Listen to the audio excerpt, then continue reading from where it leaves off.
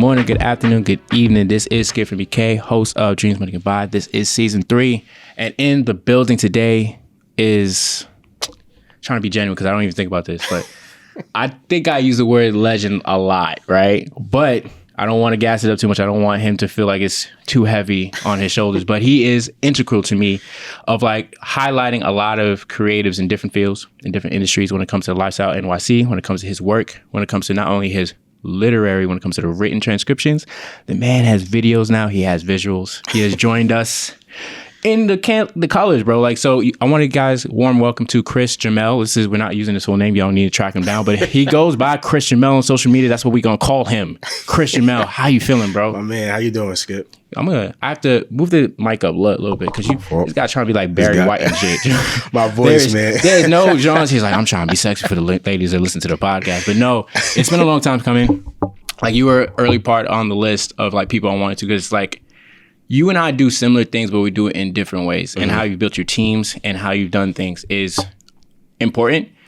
But that's now. I want to show people, like, where did Chris come from and how did he even get to being where he is right now when it comes to these conversations, when it comes to what he's partnering with, when it comes to really big name people, really talented individuals, because you are talented yourself. So let's go all the way. Let's go all the way back when you were a young little kid. Like, how was it like when Chris was growing up? Oh, man. So I'm originally from Westchester, New York, born and raised. I was born in New Rochelle. I spent some time in New Rochelle till about, I want to say 5 years old.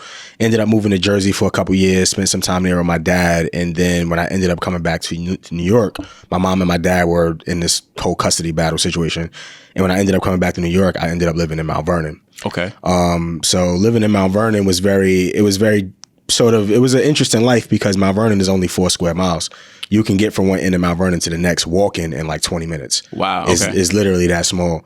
So growing up in the city, it was like everybody knew each other. All my friends, we all went to elementary school together, then ended up going to the same middle schools, and then eventually ended up going to Mount Vernon High School. I was in a weird space because it's like an impoverished neighborhood, right? It's like the inner city. There really isn't many like options. You can't, like, they put in your head that there really isn't much you can do outside of sports. You had all the sports figures, like Ben Gordon went to Mount Vernon High School, Jabari Hines, Kevin Jones, all these dudes went to Mount Vernon High School, eventually ended up going to play college ball, and then some of them even made it to the league. Obviously, Ben Gordon overseas, did. Yeah. Or overseas. Kevin Jones made it to the league as well. So it's like you didn't really see too much on the academic side of like people making it out strictly based on academics, or the idea of doing anything creative just wasn't a thing. So coming up, I didn't really know what I wanted to do. But I was always really good at writing, which was very interesting. Like, real quick, I don't want to cut off. I want you to keep thinking. So, because you moved around a lot. So you were saying you were in New Rochelle and you went to Jersey, you went all these places. Talk about the people that you went to school with. You said you're a good writer. Do you remember when you first started writing? Like when you were a little kid, like when you start remember? Yeah, like, so that was actually what I was about to get to. So the elementary school that I went to was a performing arts school. So you had to have some type of talent to get in. I was a writer, and that was something that I kind of picked up on, I want to say around 3rd grade, 4th grade when I got back to New York. I wrote like an essay or something like that to get into the school. And when I got in, they were judging me based on like, not really vocabulary, but just how I structure sentences. Again, I was 3rd, 4th grade. It was like, this kid is like writing on like a middle school level. Wow. Like we want to get him in here. So like, all right, cool. So I ended up going, and there were a bunch of different things you can get into. Again, as a performing arts school, they had ballet, tap, all these different things. My thing was writing. I came in, I was the head of the poetry club at the elementary school. I was also head of the creative writing club. This was my thing. I used to write short stories about whatever, Halloween stories, things, just all kinds of shit.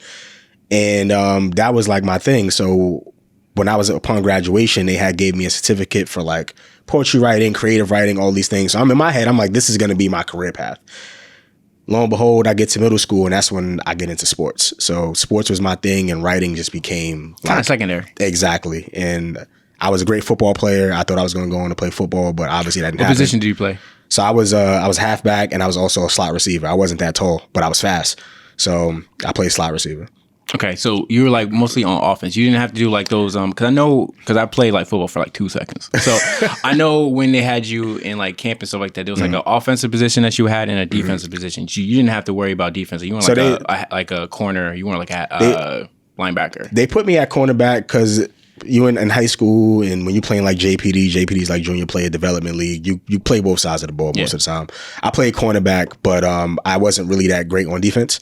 So they just strictly put me as halfback, and then I would play slot receiver most times. Okay. And then that was like my passion. I had in my mind that I was going to play football. I played football majority of high school, and writing just became really just out of my life. Like I never did anything writing again, which was crazy because in high school, like you have to take 4 main subjects: social studies, English, math, and I forgot what science. Yeah. English was my strongest subject because I knew how to write. So throughout high school, English was never a problem. But it was just, I just didn't care for writing anymore as much as I did sports. So it's kind of like, what's that song with J. Cole? So you remember when J. Cole was talking about like basketball, and then how like instead of like the basketball players on his wall, he started getting into like really got into hip hop. So basketball came secondary. So for you, it's kind of like the reverse, where you were younger, exceptional writer, and then football came and it's like, yo, this is you, bro. And it's like, it is me. And then that's where football was number 1 and writing became number 2. Absolutely. Okay. And I really wanted to play football. I was actually going to go to college as a walk-on. I had got accepted to Kent State in Ohio. And I didn't get a scholarship or anything, but I was going to go up there to walk on, and that didn't happen. But I'm sure we'll get into that a little bit. Yeah, we are, because I didn't see Kent State. Obviously, I didn't do that much research into life. Now on some like FBI stuff, just from what I can see from there, right? Unless you wrote about it randomly, and I didn't do my Googles on that. But you did get into FIT, and you stayed local with that, and you got to meet a lot of exceptional individuals in that school. For you to go to FIT and not Kent State, because that's like a really pivotal change for you, right? Because that's going to kind of like set you on this path that we're going to get into later in the story. But why didn't you get to go to Kent State? Was something that prohibited you? What stopped you? So I'll tell you, I'll give you like the string of events that occurred in between that decision. So high school comes, and only like my real close friends know this story. And I think I've talked about it a couple times before, but maybe not. I didn't graduate my original year of high school. Okay. I was supposed to graduate in 2009. I didn't graduate in 2009. I had to go back and repeat the entire 12th grade over. So I didn't graduate until 2010. Why? Just a dickhead, bro. Doing dumb kid shit. Not going to class. Skipping class. Just regular kid shit. Which was crazy because like I was a smart kid. I just didn't apply myself the way I should have applied myself. And all that shit came back to bite me in the ass. So I couldn't even go to the alternative school where you would only have to do a half a year from September to January. Like those city ads and like those things. Wow, it's crazy. So I had to go back and repeat the entire 12th grade over from September to June. I was pissed. I ended up doing that. And then after I graduated, by the skin of my teeth the second time, I didn't even know what the hell I wanted to do. So my mom was hassling me like, yo, you got to figure this shit out. Like you just got left back. You had to figure that out. Now life is about to hit. You got to figure some shit out. So I'm like, all right, well, I took a year off, and then I ended up going to community college, Westchester Community College. Yeah. And I'm like, let me just figure out a major. Like, let me go in and just figure some shit out, and I'll just ride it out. I was very into fashion at the time. A lot of the homies that I hung with in high school, they were very fashionable. They were very well kept. So I'm like, let me try fashion merchandising. I got into fashion merchandising at the community college, and that shit was amazing. Opened my eyes to a whole new world of fashion, not just from like what we see in the street, but from the corporate side. I'm like, this shit is dope. So I did 2 years there. I ended up getting my my associates. Now at this point, I still wanted to play football for some reason. They didn't have a football team at the community college. So I'm like, I need to figure this shit out because I still do want to play. So I applied to Kent State. And you only needed like a 2.0 to get in for the major that I applied to. It was a bachelor's program for fashion merchandising. I'm like, all right, I'll apply, see what's up. I knew a lot about the football team. Julian Edelman, football player from Patriots, retired. He actually went to Kent State. So I'm like, all right, cool. I applied, I got in. Now, the head of the fashion program at the community college that I was in, she was also on the student advisory board at FIT. So she was pushing a lot of her students to go to FIT. Go in, I could pull some strings for you, get you in. And FIT is a SUNY school, so it's a lot cheaper. So I'm like, you know what? Let me do that too, just in case I don't end up going to Kent State, I got something to fall back on because Kent State, that out-of-state tuition was crazy. Ridiculous. I think it's like, because I have a homie that's actually from Ohio. I think she went there for a bit, but that, if you in-state is different than out-state, like you said, it's like probably like 20, 30 racks. And it's like, I know this is for football, but like, goddamn. This is what I'm saying. So I'm like, I don't know if I want to do that. I don't know if I want to be in the hole that much to go to Ohio. So I applied to FIT, and the program that I applied for was International Trade and Marketing. Okay. It was one of the hardest programs to get into because you needed like a 3.7 to get in. At the time, I had like a 3.4. But I'm like, all right, Professor Fine, that was the lady who was the head of the program. She was like, she'll pull some strings. So I applied, and now I'm just kind of trying to bide my time. Yeah, you know what I'm saying? Limbo right now. Exactly. So, right before I graduated community college in late 2013, because I graduated in the fall of 2013, right before graduation, I ended up getting my acceptance letter. And now my mom is excited because, again, this is FIT. It's like, if not one of the biggest schools in fashion ever outside of Parsons. Yeah. My mom is excited. My sister's excited. And again, it's cheap because it's a SUNY school. So I'm like, you know what? I'm going to just go to FIT. Like, this is like a dream come true in my eyes because I didn't think I was ever going to get into FIT. Shit, I barely made it out of high school. And now things are starting to look up. So I made the decision to go. Financially, it just made sense. And I didn't even know if I really wanted to go to Ohio. Like, football at that time was still important, but I don't know if it was that important. So I'm like, let me continue to try to figure out this fashion path. Okay. And so real quick, hold that. Not trying to interrupt because I'm thinking, you know how I do things. Dude was writing. He got in shape with the football stuff. Now he became like a fashion, like kind of like entrepreneur type, like, SME, special subject matters expert, right? Just trying to figure out like, your fits of fire and stuff like that.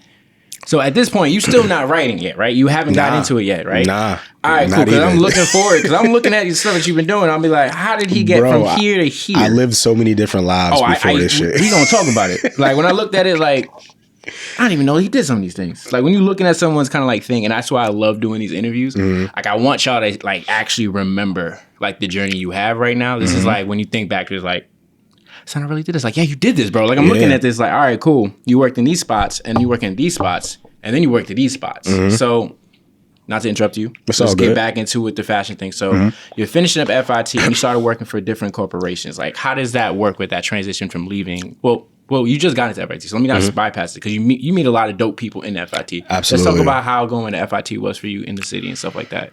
Oh man, it was for me personally, being somebody who like from Westchester. I didn't venture out into the city that often.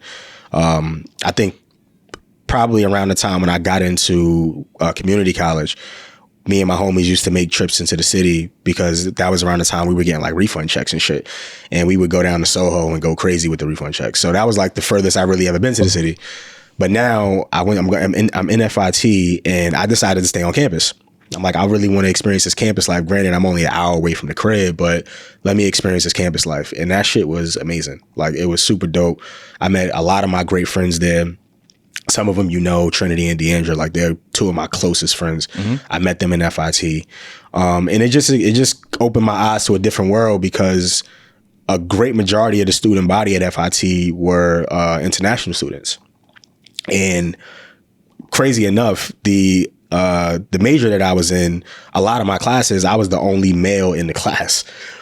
So like, prime example, when I went to a tour at FIT right before I graduated community college, and the student body at the time was like 81% female. And by the time I enrolled, which was the following spring semester of 2014, it went from 81 to about like 87. So just imagine me, straight guy from Uptown, in a student body where you got 87% female, you got the other 13% that are guys, but then you got the really small percent that's straight guys. So you literally were like, you were like in the version of like Atlanta in New York, where it's just like you're walking around. And it's funny because like I just said this, when you think about it, look at the metrics, guys. There's a reason why Atlanta's crazy, because there's a high population of women. They fine as hell. They got money. They're doing this. There's a lot of dudes, but the type of dudes, respectfully, y'all looking at the other dudes. So that's people like us, we just go in. It's like for like 4 or 5 women to us, it's like, yo, bro, it's really hard. So you're in this situation where you're like, very handsome dude dressing up, it's like, oh my God. It was a very interesting sort of place to be in, because I've never been in that sort of space where there aren't that many black people, and then the black people that you do meet is like, at this point, you're kind of just congregating. Every black person is just linking up with every black person. Whereas coming from the inner city, there's hundreds of us. Yeah. But now I'm in a college where it's predominantly female or women, I should say, and then it's predominantly international students. So now I'm just trying to figure out the maze, trying to find my way in. And I ended up linking up with a couple homies from Brooklyn, black dudes. I ended up linking up with Trinity and DeAndre. We lived in the same building together. And then a couple other people from like the Bronx and shit like that. We all kind of just found our way together. And the 2 years that I spent there, we were all just like best of friends. Granted, I was a little bit older than a lot of the people on campus, because I was like the old head of the campus. Everybody there was like 18, 19. Mind you, I went to college late. So by the time I got the FIT, I was 23, 24. Still got the degree, bro. And I'm the old head on campus. So like everybody that I'm hanging out with, they're asking me to go buy the liquor for the weekend and all this other shit. But it was cool. I ain't thinking nothing of it. But that 2 years that I spent was like pivotal in like who I became, because I met a lot of great people. I did a lot of great things, had a lot of amazing internships, a lot of amazing professors that I still talk to this very day. Some of them even follow me on Instagram. It was amazing. It was like literally the best thing ever. And I think that year that I spent on campus opened my eyes to what the city really had to offer at the time, because it's different when you're traveling into the city coming from elsewhere. You know, and even in most cases, if you live in like Manhattan or the Bronx or even Brooklyn, you probably spend a lot of time coming into the city. Whereas with me, I lived in the outskirts in Westchester. There wasn't really much coming into the city. And if I did, it was probably to go to like 42nd or something like that. Yeah, like, you're not going to see all the different spots. And where FIT is like 20 something. It's 27th and 7th. 27, yeah, 27th. Yeah, so you're literally right there from like the Harrow Square, all those places right there, Chelsea. Yeah. Like that neighborhood. It was a very different world. Again, it was something that I wasn't privy to. The furthest I've been was probably 42nd. And even after that, just going into Soho with the homies with our refund checks, but we would come right back to Westchester. So now being in this space where I'm living and like I can experience it and I can go out and I know I could come back to my dorm afterwards. I gotta go back uptown. Like it was a different world. It was a completely different world. So here's just from this kind of like chapter in your life, right? And even with the internships and seeing the city, there's something that is very fulfilling in people's journey when you're in either the outskirts or, because, you know, even with Westchester or Mount Vernon, I still consider them like Bronx adjacent. So you're still kind of like in like those kind of like areas. For you to get into the city, I think there's always a light bulb moment, in my opinion, that goes to people when you start going to the city way more. It's like, yo, life is bigger than what I'm used to. And when you see that, and of course now in your more mature years now, you get to travel more, see the world, and you've seen so many different experiences with your homies and stuff like that.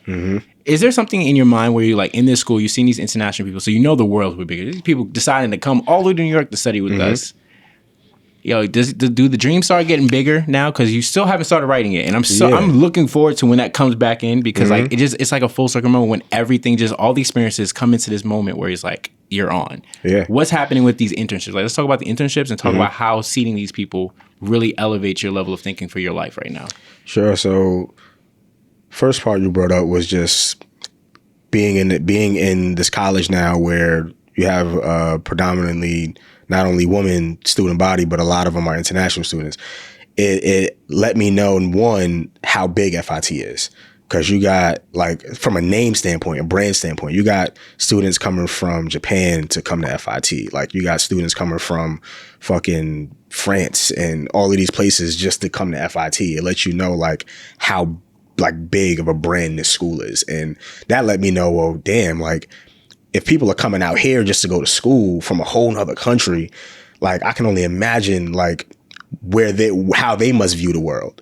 And me being in this small bubble of 4 square miles for the majority of my life let me know at that time, like, man, it's like this world has a lot to offer. Has a lot, and having conversations with a lot of these students, because again, in the major that I was in was international trade and marketing. So the major was based on import, export, learning how to market these things, like all the students in my class were international students for the most part. So talking to them about coming over here and like what it was like to come over here, what their parents felt when they knew they got accepted, it was a mind blowing experience. I'm not even gonna lie about that. But getting to the internship part, the very first internship that I had that ended up turning into my full-time job was a company called Liberty Fairs. Liberty Fairs was is it because it says Liberty Fashions and Lifestyle Fairs. So Liberty Fairs for short. Oh, that's amazing. Okay, cool. Because I was like, yo, for a second, I had a panic attack. Like, yo, what in the hell? Okay, yeah, that's the full name, but it's Liberty Fairs for short. My apologies. My apologies. So Liberty Fairs was the first internship that I had, like real internship. I ended up getting it through a homegirl of mine who we had class with. She knew the co-owner of Liberty Fairs. Her name is Sharifa. I was going into my senior year and I needed an internship to solidify credit.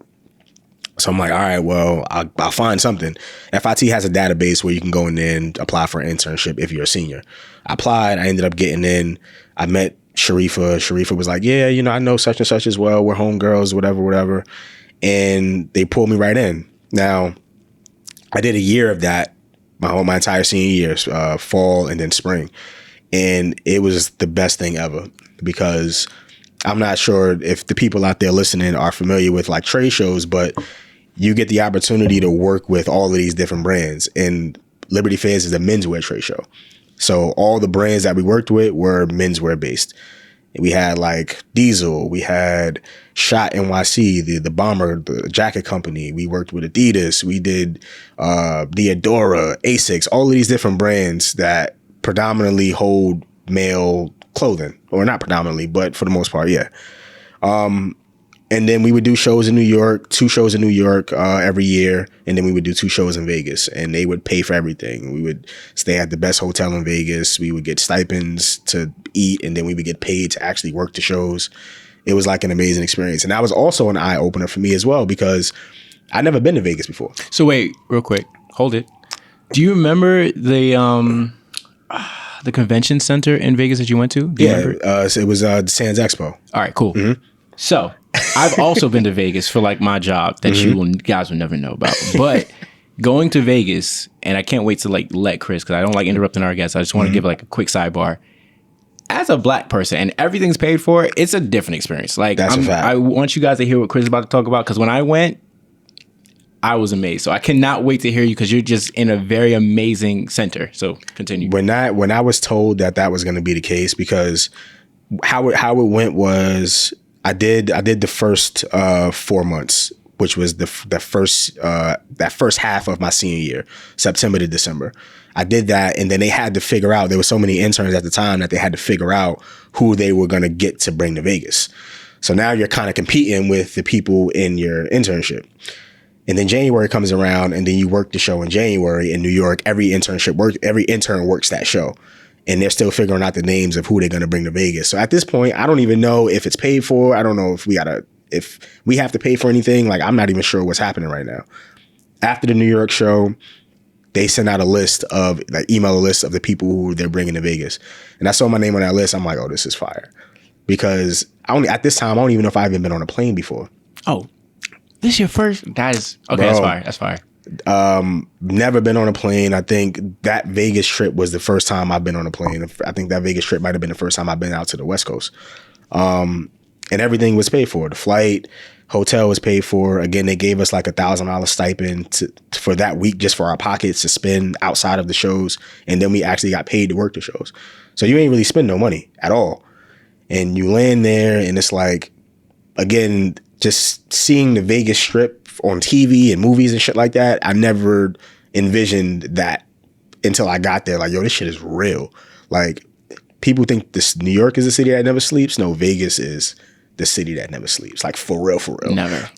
So, and what's also interesting is that every place you go to has slot machines. Like, the White Castle on the Strip has a casino in it.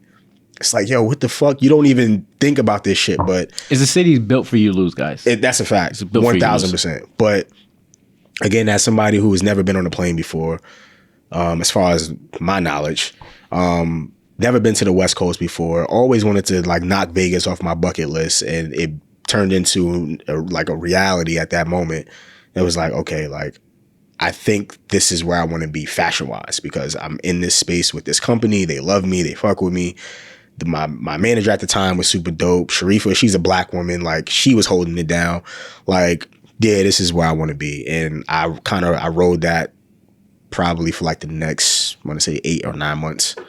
And yeah, I even got called back a couple times. And it's like, I kind of moved on from that. Okay, cool. So still no writing, but we're traveling. No. We're expanding our like scope of the world. We're doing so many like dope shit. So this is the end of Liberty Fair, because now I get it now. I heard it like 2-3 times. And after that, you went to 2 different kind of companies. One is like kind of like an advertising company for, not advertising, but it's like it keeps track of all the rankings. So we can say it's like Yelp, right? How was your time at Yelp?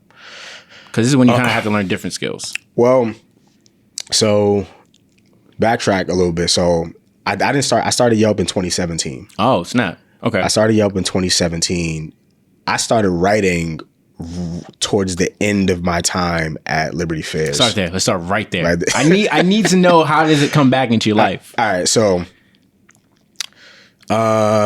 early 2015. No. Actually, I'm lying.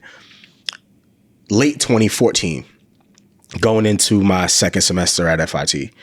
I was, say that late summer, August or something like that. I was really into self-help books. Okay. I was reading a lot of self-help books, Dale Carnegie.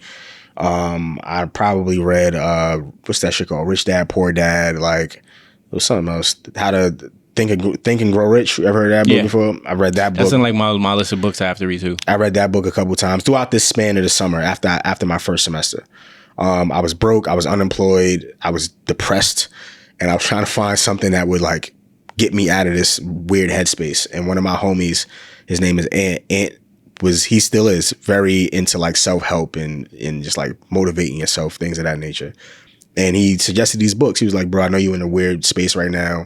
You just came off an amazing high because you just finished your first semester at FIT, but now it's the summertime and you back into the real world. You ain't got a job, you ain't got money, whatever. Read these books. It'll probably help change your mindset a little bit. I read these books, and throughout the course of the summer, that was really what I was doing. And what I did, I had a blog spot at the time. And what I would do is I would read chapters of these books, and I would put together like a brief summary of like my takeaways from that chapter. And I would put it up on my blog spot. And I would put it up, I would post it on like my Instagram, Facebook, whatever the case may be. So now we're moving into fall semester 2014. I'm still doing the same thing. A friend of mine named Estefania, shout out to Estefania, me and her had a marketing class together in FIT, and me and her were friends on Facebook. She was like reading all of the posts. Like every time I would post one, she would read it and she would comment on it and whatever the case. And then going into Christmas of 2014, we were about to leave for the break. And she was like, hey, I want to. She has a podcast. Estefania? No, I don't think she has a podcast. I thought someone put you on something because they had something. Oh, so Blair. So we'll get into that too. Okay, cool. So names, I gotta pay attention. Yeah, so Blair. So shout out to my homegirl Blair. So Estefania is like, yo, there's a woman that I work with. She has a brand called The Nocturnal. I want to be able to loop you in, and you can possibly do some work with her. I was like, all right, cool. We're going into 2015 now. The woman that she wanted to loop me in with, she was like, her name was Shayna for The Nocturnal. She was like, we don't have anything open right now, but maybe down the line we'll figure it out. So like, all right, cool. I'll just keep you as a contact, and if something opens up, we'll revisit the conversation. Going into 2015, my homegirl Blair, same thing. She's like, yo, I don't know. I've been peeping your writing. I don't know if you have any interest in doing like freelance writing, like news articles and shit like that, but would you be opposed to like writing for my site? She had a site called The Blair List. I'm like, I've never done it before, but I'm not opposed to it. So she was like, all right, cool. I actually met her through Trinity and Deandra, and she went to FIT. So I'm like, all right, cool. Let's figure this shit out. And that was like the real start of my freelance career. So it's like, these are like two people, respected that you kind of like know. It's like, they're seeing like you kind of like do like these quick reviews of these books that you're doing. So you're just really doing this for yourself, right? This is not, I'm really trying to flex my pen. It's just, this is really for me, just like showing that I read this, I retain this information, and they're like, one person, you should think about this. Nocturnal. Other person, Blair, you should write for the Blair list, right? Is that right? The Blair list. That's like those people that, because of your journey from like the football to the college to just internships and just here, it's like, all right, cool. We got to get writing back in your life. Someone just like, it just had to be like, we got to get this back in his man's life. I feel like they saw the talent there, and for Blair, for example, she saw a talent there that I never even thought about. I'm like, I don't know if I want to get into news writing. I don't really care about writing who dropped a new song or who dropped a new video. I don't give a fuck about that shit. But she saw that, excuse me, she saw it like, yo, this can be, what you're doing right now is powerful, because I feel like, yeah, self-help and self-development is very important. And you're not just copying and pasting some shit. Like, you're actually really taking moments that you feel resonated with you from this particular book or whatever. You're putting it out to the world. I think that's dope. Let's find a way to translate that into obviously a life that you live in, which is just pop culture. I'm like, all right, cool. Let's figure it out. I did a couple pieces for her that got some real recognition. I did a piece on Ronnie from Kith. He really fucked with it. He reposted it and like posted it on his Instagram and all of this shit. Like, it was super dope. I did a piece on Big Sean and Drake when they dropped Blessings, the video. And I remember Big Sean retweeting it. Like, there was some dope moments in that, I want to say 6 months that I was writing for her. And me and her just continued to build. She was at FIT as well. And we just continued to build a really good friendship. And in that moment, she was like, yo, you're going to be bigger than this moment. This is a moment that we're having right now, and it's turned out to be a great moment, but this is going to go on to be something greater. And then lo and behold, Shayna from the Nocturnal comes back around, I want to say mid 2015, like June, maybe even May, comes back around and was like, hey, there's something here for you if you still are open to the opportunity. And I'm like, yeah, sure, why not? This is just another stepping stone to get to where I ultimately want to go. Now, again, I still don't even have the idea of freelance writing in my mind. Like, I didn't think this shit was going to be what it was. I'm just like, this is just some cool shit to do for the time being. And I get the opportunity to go to events and shit like that. Like, that was kind of the main thing for me. If I have the opportunity to go to events and like I can skip lines and press passes and all that shit, cool. But I didn't think this was going to turn into like a real thing. So yeah, like, I'm going to say May or June of 2015, I ended up getting the call from Shayna, and that was another thing right there. That was a whole transition into like, now I'm getting invites and press passes to go cover events, and I'm being asked to go interview such and such at their office. Like, I interviewed Vashti one time for her birthday, which was super dope. I interviewed what the fuck is the dude's name? Kid Ink. Oh snap! Okay, cool. I remember I interviewed Kid Ink. Pepsi was doing like this sort of campaign with like new artists and shit like that. And this was at the time when Kid Ink had that big song with Chris Brown. I can't even think of the name of it, but it was at Bryant Park. Pepsi had this big ass tour bus, and I walk on the tour bus to go interview Kid Ink, and Chris Brown is sitting there. And like, fuck, at this point, I'm like starstruck. But like, that was a big moment for me because this was the first time I had an opportunity to do something like that. And from there, it was just interviews, covering events, going to concerts. I went to Powerhouse one time. I was in the photo pit, and this was a while ago. I still actually got the picture. I'm in the photo pit standing next to Raven at the time.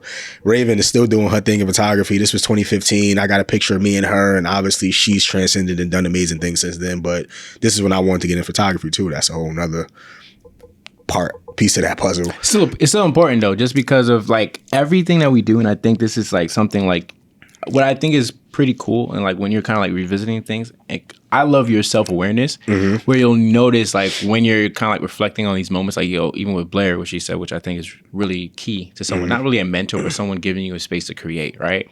It's like, these are really good moments and you're having great moments, but this is just the start of these great moments. So don't think this is not the top. I need you to go further. So even you being in a situation to write about, Ronnie from Kith or Big Sean with his project, the song, part of that project from one of his better albums, like Blessings, one of his better albums. It's not a music podcast, so we're not going to segue to that. But even you being on the bus and you're really there for Kid Ink, but you're in proximity to seeing someone like Chris Brown, who that's really one of the more talented, started off as R&B, but he went to pop, right? But the point I'm trying to get to, not to like segue too much, you're in proximity to like greatness. That's really good. Like even with Raven, who's like we just said, we said it's super coy and super like modest, but like seeing people's rise is like amazing to see. But also it's also good for people to see your rise too. Like it's good to see other people sing, but hopefully you're realizing as you're kind of like doing things, you lived a life.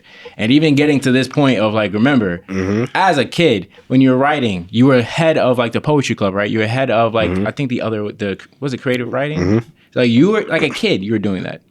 You were interviewing talented people, crushing it on tour buses. You used to be in a town that was 4 fucking miles. You said 4 square miles is different. Like, I remember fucking... That's a fact. 4 square miles, because I'm about to say something really wrong. 4 square miles is different. And it's like, yo, you're really getting to see a different thing just by taking that chance of going to FIT and just really being like, you know what? Fuck it. Right? I don't know if this whole writing freelance shit, like, I don't know if this would have turned out to be what it was had I not gone to FIT. Because obviously the 2 major connections that I made were from being at FIT. So I don't know if this story turns out the same. And what I found out later on in life, I didn't even say later on in life, I want to say maybe a month ago, that Kent State is actually a really big school, or a school really big on fashion as well.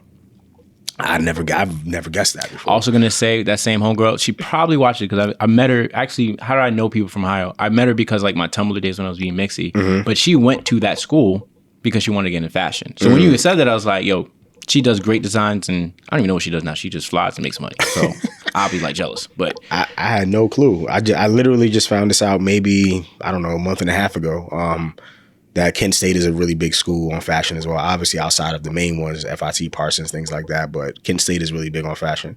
But I don't even know where we were going with that. So here's a segue, because I love closing, getting this right back, because don't worry about it, because I was even amazed that Kent was that big.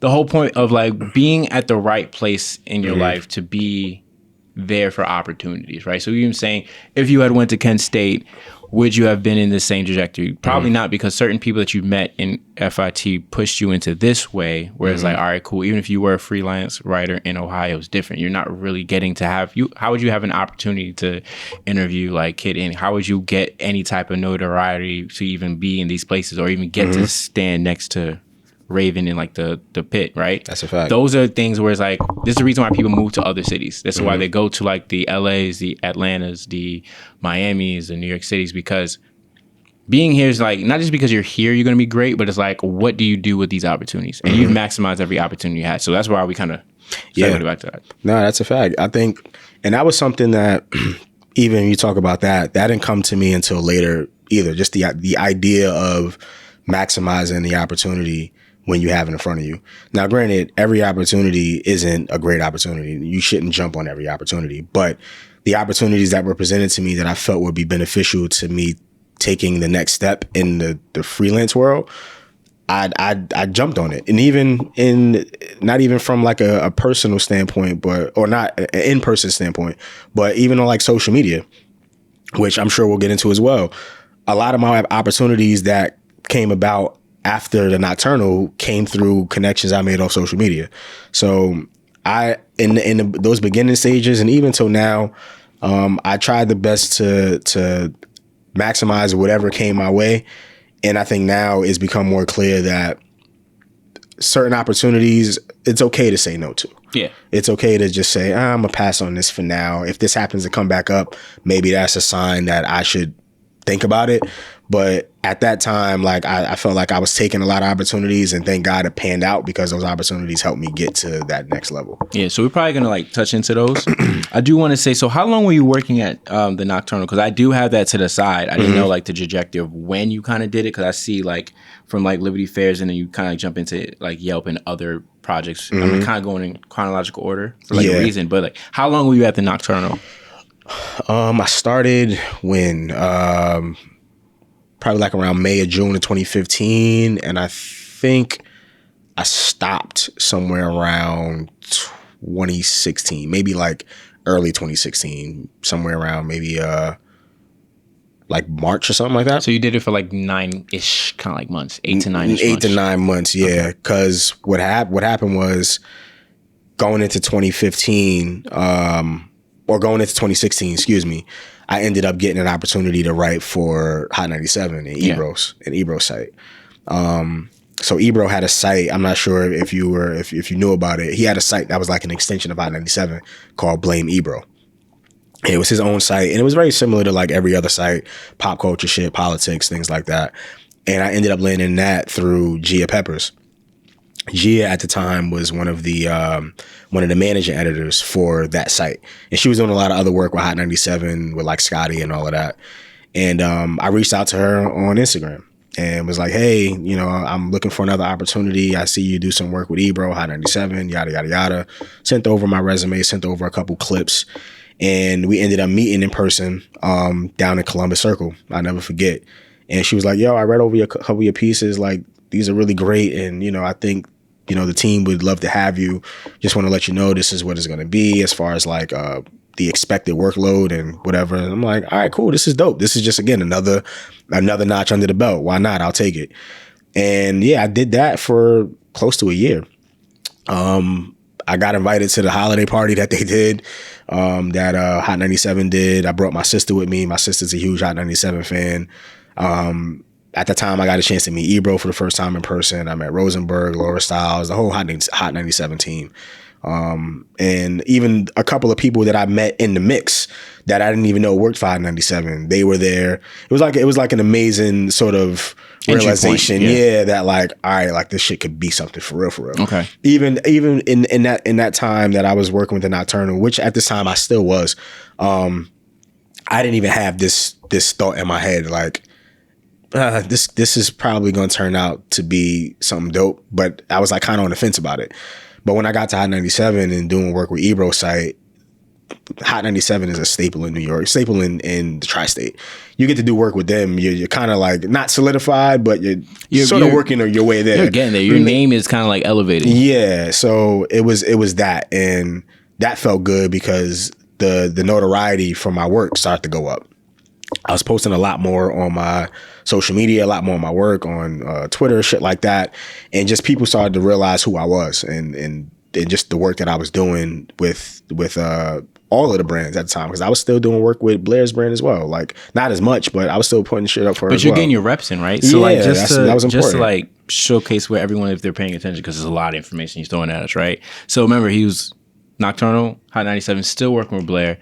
And I think one of the crucial things, especially now that you're kind of getting back into the writing thing, it really is reps, right? Because like when you're doing like freelance writing, it's just getting better with the pen, making the pen's price go up. Like that whole quote, and I post this Monday through Friday. I do not do it on Saturday, Sundays because I need days off. But yesterday's price is not today's price, as Fat Joe says. That's a fact. That's like when you put in more reps, the price always goes up for you, right? So, and that's what was happening with all of these. Like everyone's seeing your name is like, this is Chris Jamel, Chris Jamel, Chris Jamel, Chris Jamel.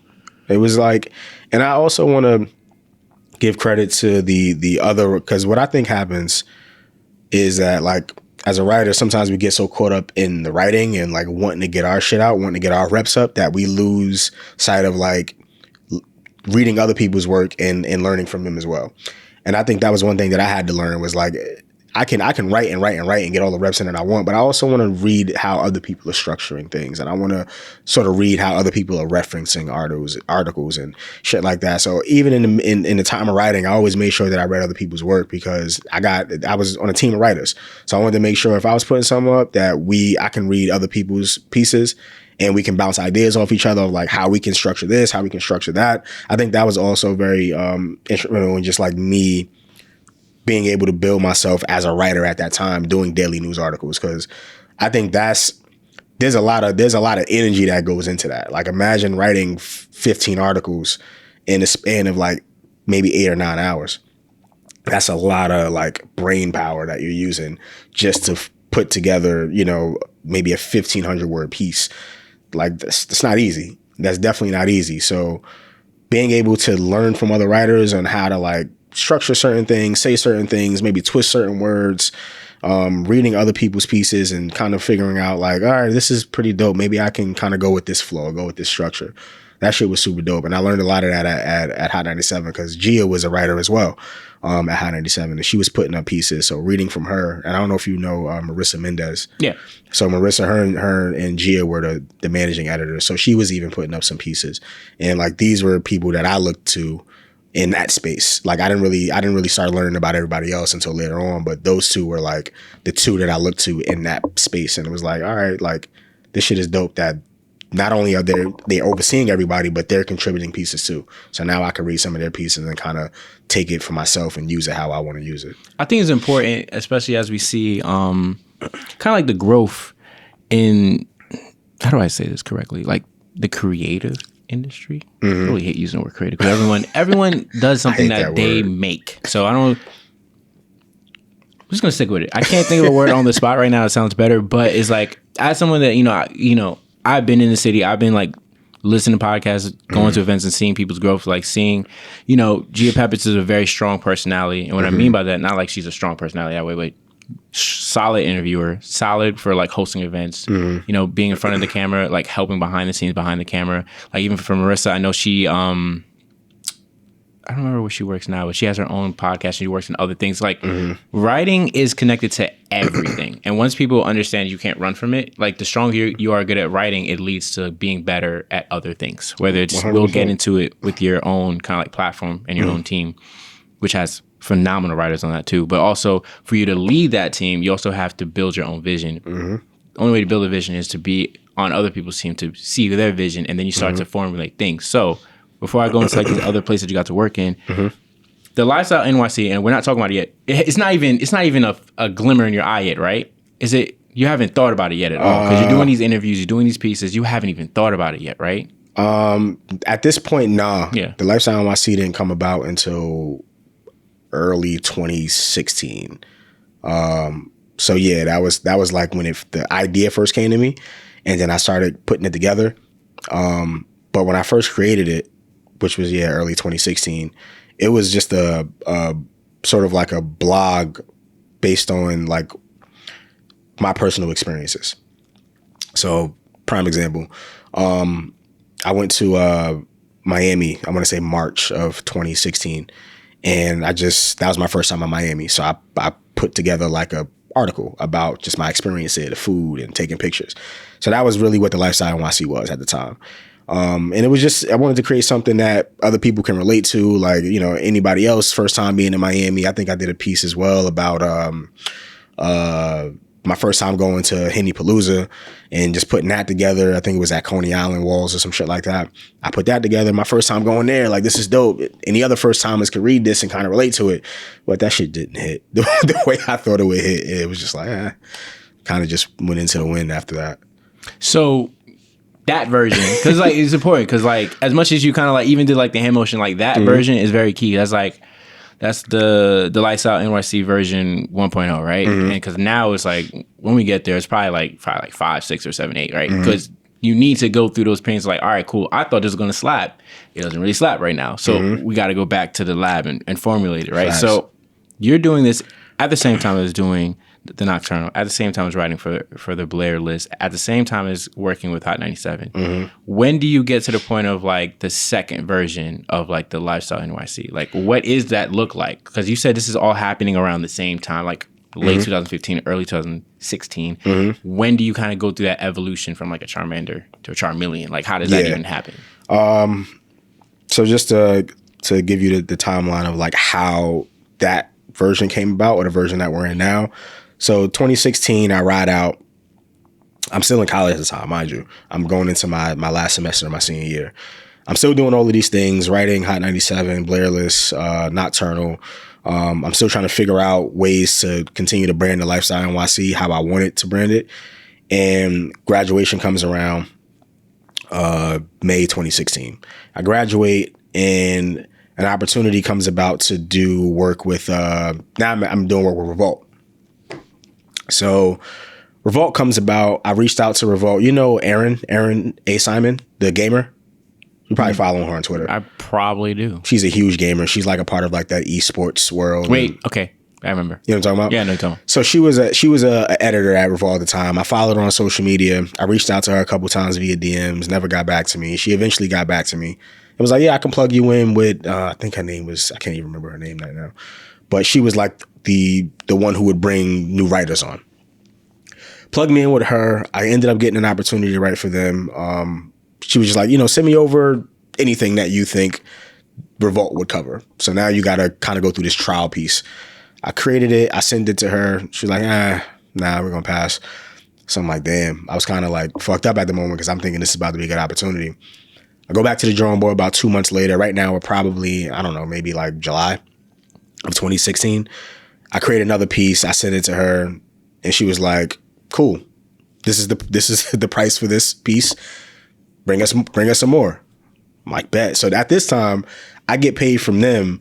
This is the first time I've ever been paid for my writing. Because everything else before was kind of like pro bono, but really, even though it's pro bono, it's a lot of experience points. And that's the most important thing is like what I said earlier, you write a lot for the reps.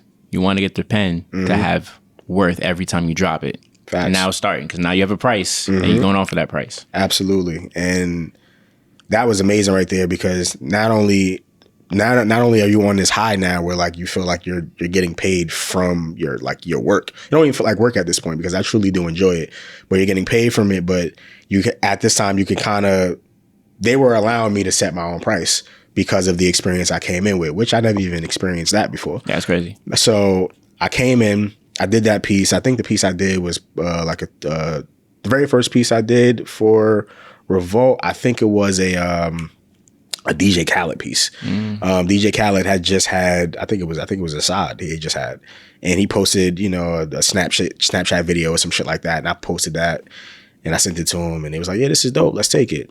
They took that, and then now I'm on the Revolt train. Now I got Revolt, still doing nocturnal shit. The Blair list at this time kind of fizzled out because Blair ended up moving back home to Miami, so she was trying to like restructure her life. And Ebro, but Ebro's site was on his way out. I had no idea about that. So now I'm still continuing to do this. I'm still continuing to bust my ass to make this happen. And I'm now like really getting paid like serious money from Revolt. I'm doing maybe about, I want to say 3 pieces for them per week and probably getting like $600-700 per week just off of the writing. And I was going hard with it.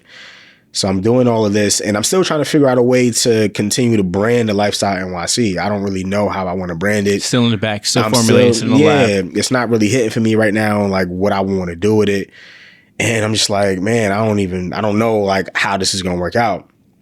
So I'm going through this motion where now we're probably at like early or late 2016 going into 2017.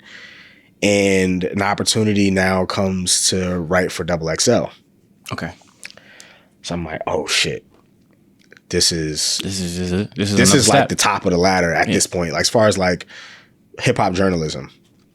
XXL, obviously Billboard and shit like that, but XXL is up there. I've reached out to a woman named, her name is slipping my mind as well. But Georgette was another one, a part of this. Shout out to G. She was one of the managing editors at XXL at the time, and I had sent them my work via Instagram. I don't know what's going on with that. I think he just told me it died. That was mad rude, but it's okay. We gonna figure this out. I don't know why I just did that to me. Keep going. It's okay. Early 2017. Now we're like, all right, XXL is about to happen. This is about to like take niggas to the next level for real. And I still got so much other shit on my plate. And at this time, I found a job. And is this with Yelp or Indeed or something like that? One of them Jones? Nah. So this is early 2017. I didn't start Yelp until late 2017. Oh, snap. Bro, I told you I done lived a million different lives. This is not on his thing, so I would have not known that unless I was like trying to track him down too hard. This was like a little like part-time job my man's put me on with because after graduation I still didn't have a job. I was still working at Liberty Fairs, but even that turned into part-time. And then going forward into late 2016, early 2017, my man took me up with a job at a physical therapy center. Okay. I was doing part-time work there at the front desk and shit like that. But that wasn't like on a resume. But I'm still doing all of these different things. And Double XL comes about. So now I'm at Double XL. Now shit really getting crazy because now I'm getting paid monthly. So all the work that I'm doing is now adding up to a monthly stipend.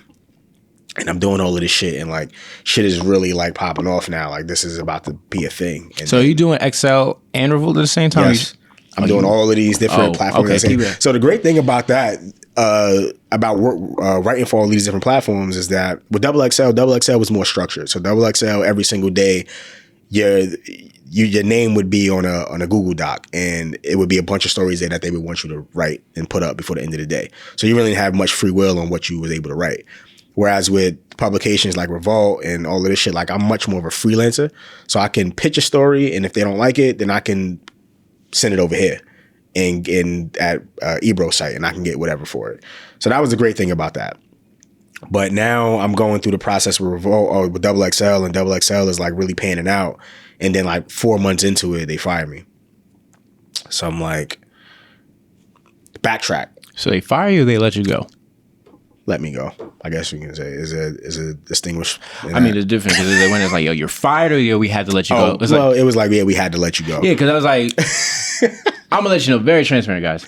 I have been fired and I've been let go. Those are two different experiences. When it's like, it's like they don't really want to, but it's like some behind the scenes things with like financials, blah blah blah, budget. When they fire, it's like we do not want you here. So big difference, different energy. That's what it was. They let me go, but take a quick backtrack. I got the job at the physical therapy center in probably like August of 2016. Okay.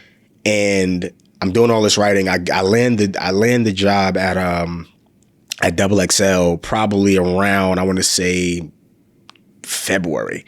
But the thing was, it was a full-time job. I had to stay home. I had to like be in the office and write, or I had to be home and write.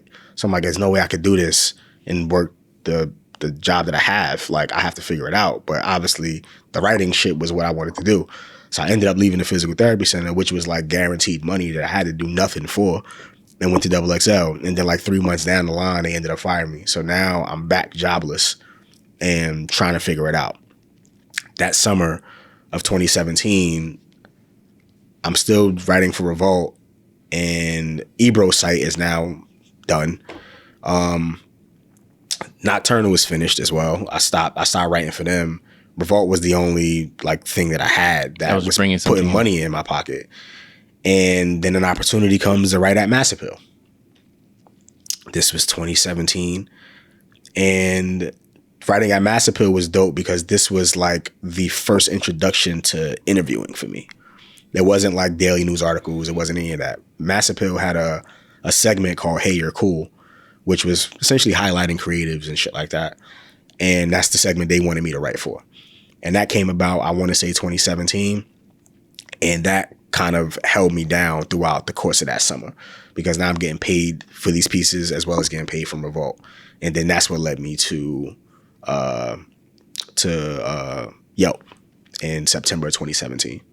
Okay, cool. So no. It's a lot, bro. It is, but it's like, how do we like take this in and see kind of like where we're going with the growth, and how I'm listening is like, this is where like Lifestyle NYC's, because you get to interview people and you're really good at that, right? And this is you've done interviews way back with Kid Ink, and you've written about other people, but this is like you're really focusing on building the kind of like the craft of interview, because even with that, like this is not easy. Like taking notes, making sure I have the proper flow, making sure I'm like highlighting the guest properly. Like this is what we have to do, right? Is this kind of like where you started being like looking at Lifestyle NYC, like, all right, I'm interviewing people around the city, and now it's just like, I could do this too. Like I can do this but I do it my way. Because you have to, when you interviewing for someone else, you kind of have to listen to like their style and their flex and how they want the image to be kind of portrayed in a way, right? So the Lifestyle, you have full control. So is this when you kind of like looking at everything you've been doing, like, I could do this? It's not there yet? Hell no. Just got to keep asking. Bro. We're gonna get that light bulb moment. It was like, I'm doing interviews now. All right, so I kind of paint the picture. I'm doing interviews now with Mass Appeal, and I forgot a whole nother part of. I used to write for this site called the Rat Fest as well. Because I got that. Trust me, I did my research. I got those things, bro. It's just so much. Sometimes I do forget. So I'm now at Mass Appeal, where like my day to day is just to find creatives to interview, and I did that. And then as I was interviewing creatives for Mass Appeal, it then brought me to ask the woman that I was working for with Revolt. I'm so fucking mad I can't remember her name. To then ask her, yo, is there any way that I can get the opportunity to interview X, Y, and Z for Revolt? So it was like, yeah, absolutely. Like, you've been with us for a while. Like, you can get that leeway to do that. So now I'm interviewing Mass Appeal. I interviewed Dio for Visionary Society. I interviewed him for Mass Appeal. And then we ended up doing an interview with Revolt as well. I interviewed Dev for Mass Appeal. And Dev Sterling. No, Dev Cops. Okay, because there's two awesome devs. So that's a fact. I had to make sure which one it was. I ended up interviewing Dev for Mass Appeal. This is when he was still running with 40 doing the parties, and then I ended up doing one with Revolt as well. So now I'm kind of just tag teaming this, and then I started doing a lot more with Mass Appeal. So I did an interview with Casanova. I did an interview with Ravy B as well. I did an interview with John Geiger. Like, I did an interview with so many of these dope people and was getting paid for it. And like, this shit is lovely. But you know how the freelance game could be very fickle sometimes with just payments and shit like that. Because it's like, what's that thing that we talking about on Twitter? Like the net 30, net 60, net 90, yeah. All that stuff. That shit is bullshit. I hated that shit so much, and it was frustrating. You have to chase people for your money. Mm-hmm. And that shit was super frustrating. Don't tell me to submit an invoice that's net 15 and I still got to wait 30 days to get the check. Like, that shit is dumb. But I'm like, all right, so I need like a stable job that's going to bring me money while I can still do all this shit on the side. That led me to Yelp. Okay. Ended up going to Yelp, I think September 2017. And while I was there for the year and a half that I was there, I was still writing and working. But late 2017, early 2018, this is when the idea of what the Lifestyle NYC is now gets to where it is. And I'll tell you how it got there. Late 2017, I did an interview with J Tips. Yes. Yo, shout out to J Tips. Shout out to J Tips. Amazing. Not only is an amazing spitter, but when it comes to streetwear, when it comes to just fashion, like even with his sneaker collaboration, his hats, just Chris, you'll understand. And he's Uptown homie. Yeah. So that's family right there. Shout out to Tips. I did an interview for him. I did an interview with him, and I had a very short sort of situation happening with Karen Civil. I was writing for her site at the time. It was only like 2 months or some shit like that. But you know Jay Hulse? What is that? What? If you don't, it's cool. No, keep talking because it'll come back to me. It's cool. He was the managing editor at Karen Civil site at the time. He was very aware of what I was doing. Sounds familiar. He asked me to come on board. I said, cool, yeah, I'll come on board. It was only there for like 2 months. But I did an interview with J Tips for Karen Civil site. When it was time, they had proved the interview. When it was time to go up, Jay Hulse was like, yo, I'm leaving. So this is probably not going to go up. I'm like, all right, whatever. So now I'm sitting on a really dope interview. Don't know what to do with it. I spoke to Tips about it. Tips was cool. He's like, yo, whenever we find a time to drop it, it'll still be dope. If we got to go in and tweak some shit, cool. But let's hold on to it. Like, all right, boom. Now the new year comes around, early 2018. I'm still doing work with Mass Appeal. I ended up doing an interview with Ivan Barrios. You know Ivan Barrios? So he's DJ Khaled's like personal photographer, videographer. Okay, because I know the first part, but the second part, like that name, I've never heard it out loud. So I was like, okay, I know what that is. That's cool. So I did an interview with him for Mass Appeal for the Hey, You're Cool segment. It got approved. I did the interview. When it was time to go up, Mass Appeal had wiped out the entire editorial. All that shit, all written, everything is gone. So I'm like, all right, man, I got 2 really dope interviews that I'm sitting on that I can't put out right now. And I don't know what to do with them. And I got to figure this shit out. But thankfully, Tips and Ivan, they were both cool with it. Like, yo, let's just hold on to it. And when the time is right, we'll put it out. So now we're in like February of 2018. Okay. And I had a really good conversation with my homie Evan, dude I used to work with at Yelp. He was a huge hip hop head. And he was like, yo, I was talking to him about the whole situation with the interviews. And he was like, yo, don't you have like your own site? And he was like, I was like, yeah. I was like, I don't use it no more because I'm still trying to figure out how to go about using it. And he was like, well, in the meantime, you have your own site. You've done the interviews. Let's just put the interviews on the site and just see what type of traction it creates. I'm like, you know what? You're right. Think about it. I thought about it. I spoke to Tips about it. Tips was like, I would much rather that than civil site because this is your shit. You building it or you're working on building it. If this is going to be the foundation, so be it. I put it up. I put his interview up on there. I spoke to Ivan. Ivan was like, hell yeah, bro. I fully support that. I put his interview up on there. Now, still, even at this moment, I didn't know that this was going to be where the Lifestyle NYC was going to take me. I put those 2 interviews up. We posted them. Got a little traction because at this time, people don't even know what the fuck the Lifestyle NYC is anymore at this point. And now I'm in like revamp mode. Like, all right, this is, I've been in this space of interviewing for about 6 or 7 months now. I just put these 2 pieces up. If this is where this is going to lead me, let me really think about how I can put this together. And then the full circle moment was in March of 2018. It was like this, maybe going into the second week of March. Me and my ex at the time, Diamond, shout out to Diamond, me and her were having a conversation in my apartment. And I'm like, yo, I really want to take this Lifestyle NYC shit to the next level. Like, I think I know what I want to do. I think I want to do interviews. Like, I've been doing it. I put these 2 pieces out. I think this is like what my mind and my heart is telling me. So she came up with the brilliant idea. It wasn't even my idea. I'll still give her credit for this till this day.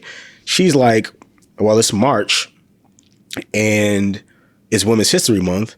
Why don't you do like a Women's History Month interview series? Like, oh snap, that is fire because you do those series on an annual basis. Annual basis, yeah. That's a good foundation. Okay. So she was like, it's Women's History Month.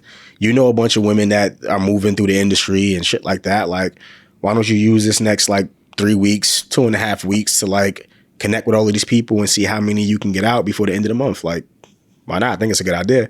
So I'm like, you know, I never even thought about that. So that's exactly what I did. I interviewed Chloe. Shout out to Chloe. I interviewed Bria Simone. I interviewed Jan, Tatiana Sneed, Aaron, fucking up literally everyone. It was a handful that month. Like these was like, you know, shout out to like, you know, Cleverly Chloe. Shout out to what is it? She changed her name before, but it's Jan Sneed. She changed like her legal name, then she changed back. I saw it. I peeped it. And I was like, I don't know who this is. And then you said a bunch of them. Bria Simone. Yeah. Shout out to her. Aaron. Bye, Bria Simone. Yeah. Bye, Bria Simone. I think I did, within that 2-week period, I posted maybe about 10 interviews. I think I did like 5 in the course of 5 per week. And that was literally the start of it. That was like the start of what the Lifestyle NYC is. Strong foundation. So yeah, like there was an idea that I didn't have. Again, shout out to Diamond for that because that was her idea and I kind of just ran with it and it turned out to be a really dope idea. So at this time, this is March 2018, right? Mm-hmm. So when we're recording this, we're in an undisclosed month in 2021. And I don't know when I started tapping in because people know when I tap in. Mm-hmm. Like y'all, your support has been monumental, bro. You will see that shit. If there's one thing I do, I'll be on a goddamn box with that blowhorn, and I'll be like, I know I've slacked off this shit because there'll be interviews and it's like the video ones I have to set aside time because like when I'm in my office and you actually see the office, I can do things if it's audio. If it's like visual, I literally.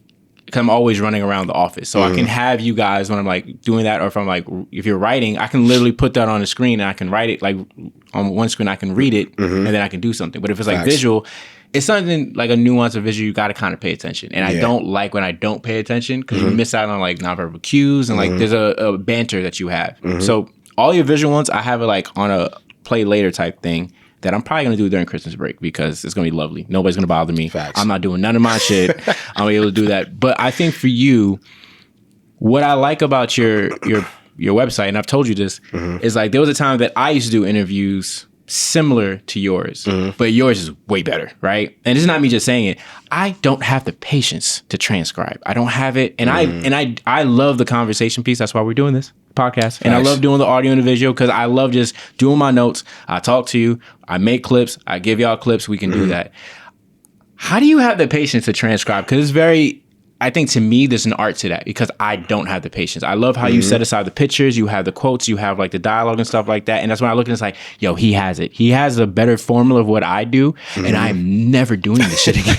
That's another reason why I love highlighting your stuff because I will never do that again. If you needed me to give you an interview for the website, I will give you that shit. If you ask me, Skip, either you transcribe this or die, just take me out back, put the shotgun to my head and just kill me. I can't. I can't. So please, like, yo, share it. How do you, because it's like a space you got to be in to like really transcribe that shit really good. Bro, I'll be honest with you. Like it's extremely difficult because there's so many variables when it comes to audio and just transcribing. Like, the one thing that I think was so fucking frustrating is that the call could be crisp as hell. And then when you're recording it and then now you go back to re-listen to the audio, it's not as crisp. And that shit was super frustrating. So the one thing that I had to put myself in the mindset of was I got to be a little bit more disciplined when it comes to transcribing because I get sidetracked very easily. I get distracted very easily. Like an hour long transcribe can turn into 4 hours with how distracted I get. But the one reason why I do like transcribing is because a lot of times you can go into a call and you'll be so invested in the person and the questions that you're asking that you might miss subtle shit that they'll say like in their responses. So now you can go back and listen like, oh shit, like I ain't even really peep he said that, or let me see if I can kind of think about what he's saying in this way because now I could just keep re-listening to this shit. But it's also, I think it helps build like how you're doing the visual shit now, how I'm doing the visuals now. Like it helps build much more of a relationship and foundation when you can verbally communicate with somebody as opposed to like sending them questions, which is something I still do because a lot of people don't have the time to talk on the phone for an hour and a half. It's like, yo, send me some questions and I'll knock these out and, I'll send them back to you, and you'll get them when you get them. But it's like when you have that conversation with somebody, it kind of takes their guard down a little bit. A lot of times they're a lot more responsive to some of the questions that you may ask.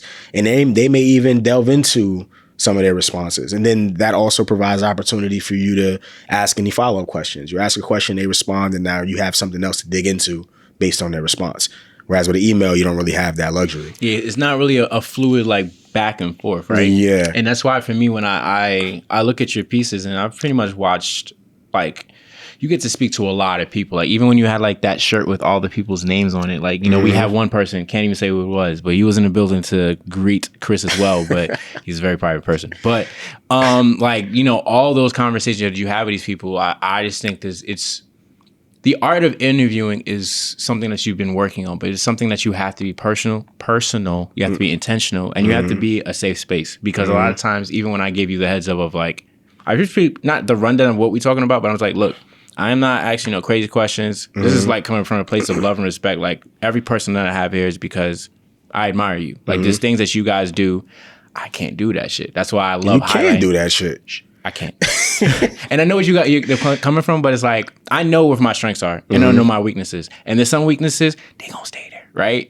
That's why, again, I'm not good at that, but you're good at some of those things. That's why I highlight my peers because not that I ain't trying to be, we don't need a next Chris Jamel. We just need Chris Jamel. We need Skip from BK. We need them to do what they're really good at. And how do I help you in whatever way and how you can help me in whatever way.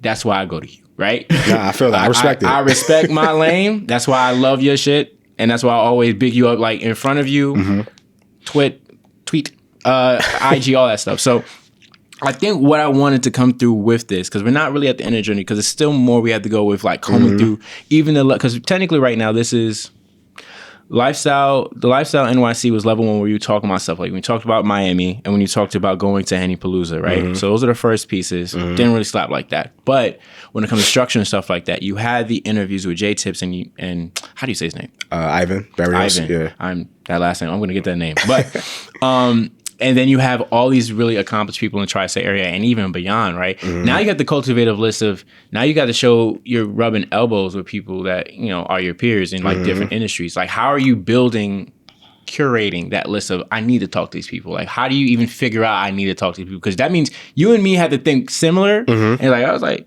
I would have never thought to talk to this person. It would make sense. Like how do you even figure out I really want to talk to this person? Well, for me, it always came down to like, am I a fan of like what you do? Like a lot of the people that I interviewed, well, shit, damn near all the people that I've interviewed, I follow them on social media. So I'm in the background as an admirer of your work. Like whatever you do, whether it's from apparel like Jay Tips was doing, or Ivan with the videography and the photography, or you know what I'm saying, somebody like Dev who's an event producer. Like if you're whatever your field is, like I have to be tapped in with you and be an admirer of your work before I can even reach out to you. I would never reach out to somebody blind and have no idea what the fuck they do. Like it just doesn't make any sense. But a lot of people like I've been fans of, and there's even instances where like I'm a fan of somebody and like they don't follow me on social media. I've had a lot of instances like that where they don't follow me on social media. I'm liking shit. Maybe haven't reached out yet about like an interview, but then I'll cross paths with them because I'm at an event and like they know somebody. We have a mutual friend, and like that mutual friend is now introducing us. That's the second one that just died. So it's still on. Oh, no, actually just died. No, he died. It's okay. We're going to have a conversation. You guys are going to have to talk to me because y'all just embarrassed me in front of the company. But let's keep going. But yeah, like, it's like, you know, let's say, for example, like if I want to interview you, but you're not following me on social media and like I've been liking your shit or whatever, and I haven't reached out about an interview, and now we're in the same space and we know somebody that's there. And man's just like, yo, this is Chris. Yo, this is Skip, whatever. I have no shame in saying, yo, I follow you on Instagram, bro. Like, I really fuck with what you do. And like, you know what I'm saying? Keep going, whatever. And then he'll be like, yo, what's your gram? Like, I'll follow you back. I made a lot of connections like that. And I've done a lot of interviews like that, where now that person is well informed on what I do with the brand, and I've already been informed on what they do. Because you've already been. Also, quick, all y'all people that be like quietly following people, and it's not like with Chris, because I think once I saw your stuff and we know mutual people, like I met you, I think kind of through Diamond and other people. So it's like, I'm just tapped in, and I just started kind of like, all right, cool, he's cool. And then I started reading, it's like, oh, he's really cool.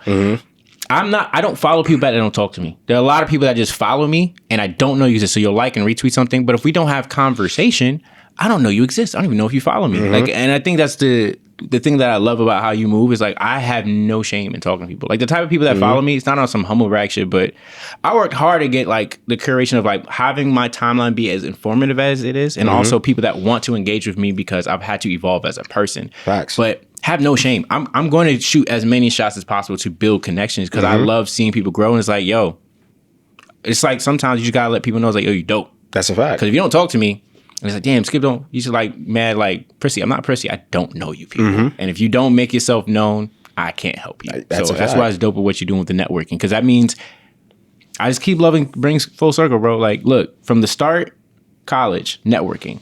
Jobs with these different magazines, networking, doing these interviews, crushing it, being able to pitch to like these different places that you work. Double XL, Revolt, Mass Appeal. You did a little bit of stuff with the Rap Fest, things in the Nocturnal. Like everything's giving you all this like kind of like knowledge and brevity of your kind of like essence to get to the point of now the Lifestyle NYC as you're growing and doing both the literary version and like the visual version. It's becoming more fleshed out. Like this is cool. Right now where we are, it's this like version, I think it's 3 or 4. Cause I remember you had to do like a website revamp. So I remember that was like, so it was like one with the latest from 2018. So it's like version 2. And I think 2019, 2020, you had like a website revamp if I'm not mistaken. So that's like 3. And right now we're kind of like version 4. So pay attention to your peers. So it was like stuff like that where it's like, I'm seeing like the growth and it's like, yeah, I don't really got nothing to say to you. Like I remember in like my interview with Simone, I had like 1 or 2 like key, very strong like advice to give to her. And since then I have nothing to say. So seeing you, right, I'm not better. Like, you know, as a peer, like, maybe you do this, maybe you do this. Like, I've been waiting for you to do visuals because I love like, I was like, but I'm not going to tell you what to do because I love how you do like it on like the website. But I was like, I really want Chris to do the video, right? And I think that's another thing I wanted to like ask you about, and I will because right here. Like, when did you kind of figure out, look, I'm really good with the pen. I'm really good with these interviews. I'm really good with transcriptions. But you know what? The people need to see the beard. They need to see it. What is it? I don't know if you still have a partnership with them. I was going to name drop them, but it's like the Scott Porter. Do you still have like a thing with them anymore? At the time, his beard's still like moisturized and stuff like that. But you know, you got to see the beard because I need people to go from being kind of like in the shadows to like seeing like the essence of like that creativity. So like, when did you figure out? I was like, all right, cool. I'm doing this from 2018. We're getting this going, 2019, 2020. But you started doing videos this year. Yeah, it was like early this year, if I'm not mistaken. This in 2020 to 2021 has been fucking up my memory. But it's a blur. When did you actually like, yo, I'm gonna do these videos? Honestly, I had the idea to do them in 20. I want to say late 2019, early 2020. At the time, Eve, Eve, shout out to Eve. She was a part of the team. And then kind of like did her own thing. Yeah. She ventured off to do her own thing. And like, we had a couple conversations. It was like, yo, that's cool. Like we recently just had a conversation. So, we're working on that, but, yeah, she had the idea of like, yo, maybe we should get into visuals. And I was like, I really wanted to do visuals, but it's like, I always believed that there's like certain shit just has to happen at a certain time. Like I didn't want to just jump out there and start doing them. Like I wanted to have the idea fully fleshed out before I just jumped into it. And granted, no idea is 100%, you know what I mean? But I wasn't even at 20% when I thought I wanted to do it. And, Eve being the person that she is, she's very visual, and, everything about Eve is like so flamboyant. She was just like, yo, you should really consider this. And I'm like, this is definitely like toward the top of my list. And I like the first initial try, I guess you can say, into introducing the people to the world of visuals was in 2020 of last year, for my birthday, actually. Eve interviewed me for the site. And then Nia, shout out to Nia. Nia shot like this beautiful piece of me talking about what the Lifestyle NYC is. And you were walking around the city. Mm-hmm. That was really fire. Mm-hmm. Shout out to she's Love Rebel / Nia. Love Rebel. I call her Love Rebel. I'm just gonna call you Nia because that's what you prefer. Nia's the homie. Yeah. She came through. She shot the piece. Eve actually was on set as well and kind of just giving pointers and shit like that. And that was like the first try into like what the idea of like what visuals may look like. But then obviously from there, COVID hit. So it kind of just put all those ideas down the drain. And then she was even still talking about at the time, like, yo, you should start doing like IG live videos because everybody's doing that now. And I'm like, I don't want to conform because everybody's doing it. Like I'll just sit on the idea until I feel like I want to do it. And fast forward, go through the whole 2020. I was still putting content out up until September of 2020 last year, where I did the whole break off social media, and then came back at the top of this year with an idea of like, okay, I know when I want to do it. And I knew we were approaching the 100th interview. So I'm like, I want to do I would love the 100th interview to be a visual. I just got to now secure who I would want it to be with. And that was also when the idea of something tangible came in. Like I want to release something tangible based on that 100th interview. And now we're riding out the early half of this year. The Women's History Month thing comes about, which was really dope as well. Shout out to Tequila. She's in PR. She has a lot of different brands that she works with. And we did a partnership with a brand called Bifties. It's a gift box brand. Okay. Black-owned gift box brand. For Women's History Month, we did this entire gift box situation with all the women that we interviewed. We sent them a gift box with a bunch of like feminine products and things like that in it, which was super dope. So that was the first idea of like tangible things. I'm like, I want to do something Lifestyle NYC based. So now we're going through the rest of the year, and then May comes around. And I'm like, all right, we're approaching the 100th interview. This definitely has to be a visual. There's no way I can go through 100 and not have one visual. My boy Jude opens up a streetwear store in my neighborhood in Mount Vernon, literally right around the corner from where I grew up. Opens a streetwear store holding all of these brands that Mount Vernon and Westchester have never had before. The store looks like it should be around the corner from Kith. That's how crazy it looks. And I'm like, bro, we got to do a 100th interview in the store. Like, this would be super dope as an introduction to the store and like the visual side, having people in the city tapped into the store. But now the audience of people who follow Lifestyle NYC can see like, yo, all right, he's on a new trail. And we did that, and the reception from that was amazing because, like you said, there was a lot of people out there wondering, yo, when is Chris going to do like some visuals? Like, it's been at this point 3 years. When is he going to get into the visual space? If not visuals, at least audio. Like, something has to happen. And I felt like that was the right moment to do it. The 100th episode or 100th interview. And then 2 weeks after the interview dropped, we dropped the t-shirt. And we sold out of that in like a month. So the idea of going back to your original question, I've always had the idea. It was just I didn't feel like the moment was right, and also I didn't feel like I was comfortable in front of a camera. Like I had to work on that confidence to get in front of a camera. That's not something that you just jump into. I'm not a very photogenic person. I don't really like being in front of a camera for the most part, let alone talking in front of a camera. Like that's super difficult. So I had to work up the confidence to even want to do that. And at that time, I didn't feel like I was confident enough to do it. I like the transparency, bro. I like the honesty and the transparency in that because it's not easy. I think even for, someone like me that's in a similar lane, I get it. Mm-hmm. I'm not going to just tell you to do something because, again, this is why I try to be more intentional with my comments and not just talking for the sake of talking, because sometimes you don't know what someone is kind of like in their journey to be, to like figure out like, I'm ready to do this, right? And I think when it comes to those things of like, all right, he's going to add the visuals and he's like doing these type of interviews and, who do you want in front of the camera alongside you when you're having like these very, it's kind of intimate conversation. Like these are peers, but now you're sitting right next to them instead of like, we're just doing a phone call. I'm just sending you emails. Like this is a different level of like content that comes out with it.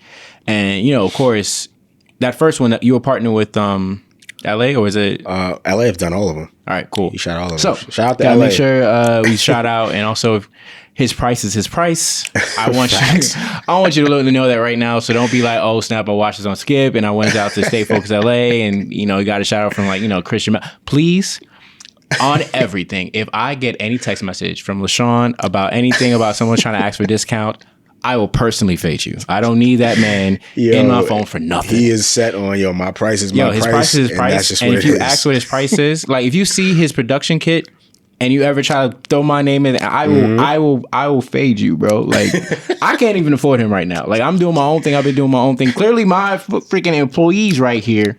But self-sufficiency, you got to figure it out on your own. We're going to figure this out. I might have to ask LaShawn some questions. But I think what it is like you're building your team. And even it's like a slight quick pause, right? Because I remember, because recently you added someone to your team, Mark Griffin. And shout out to Mark, man. Yo, it's really amazing how small the world is. Just because I know Mark because I have a Super Smash Brothers like Discord.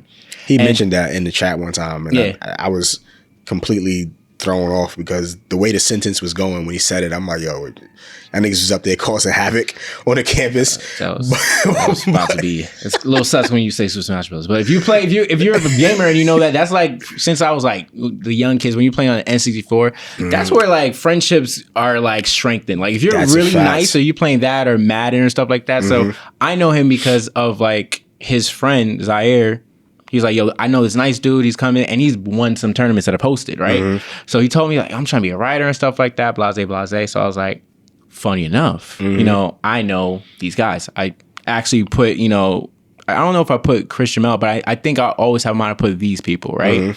So I never like say you should write for the Lifestyle NYC, but I was like, I'm going to give you like some of these people that actually do pitches, and I'll pay for the subscriptions because, he was finishing school, I have bread.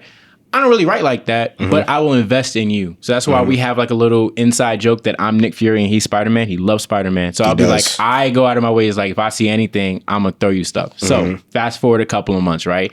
I see this thing where it's like, wow, like two of like my favorite people in like literary thing just come together and I didn't do nothing. Like Mark has just been like soaking up everything I gave him like on some Peter Parker shit. And it's like, he comes in and he does phenomenal articles for you. And I was like, those are the moments where it's like, you have that person on your team. You have another person on the team, Armand Sadler, who is going to be a future guest. Not going to tell y'all when, but it's like you have such strong writers on your team.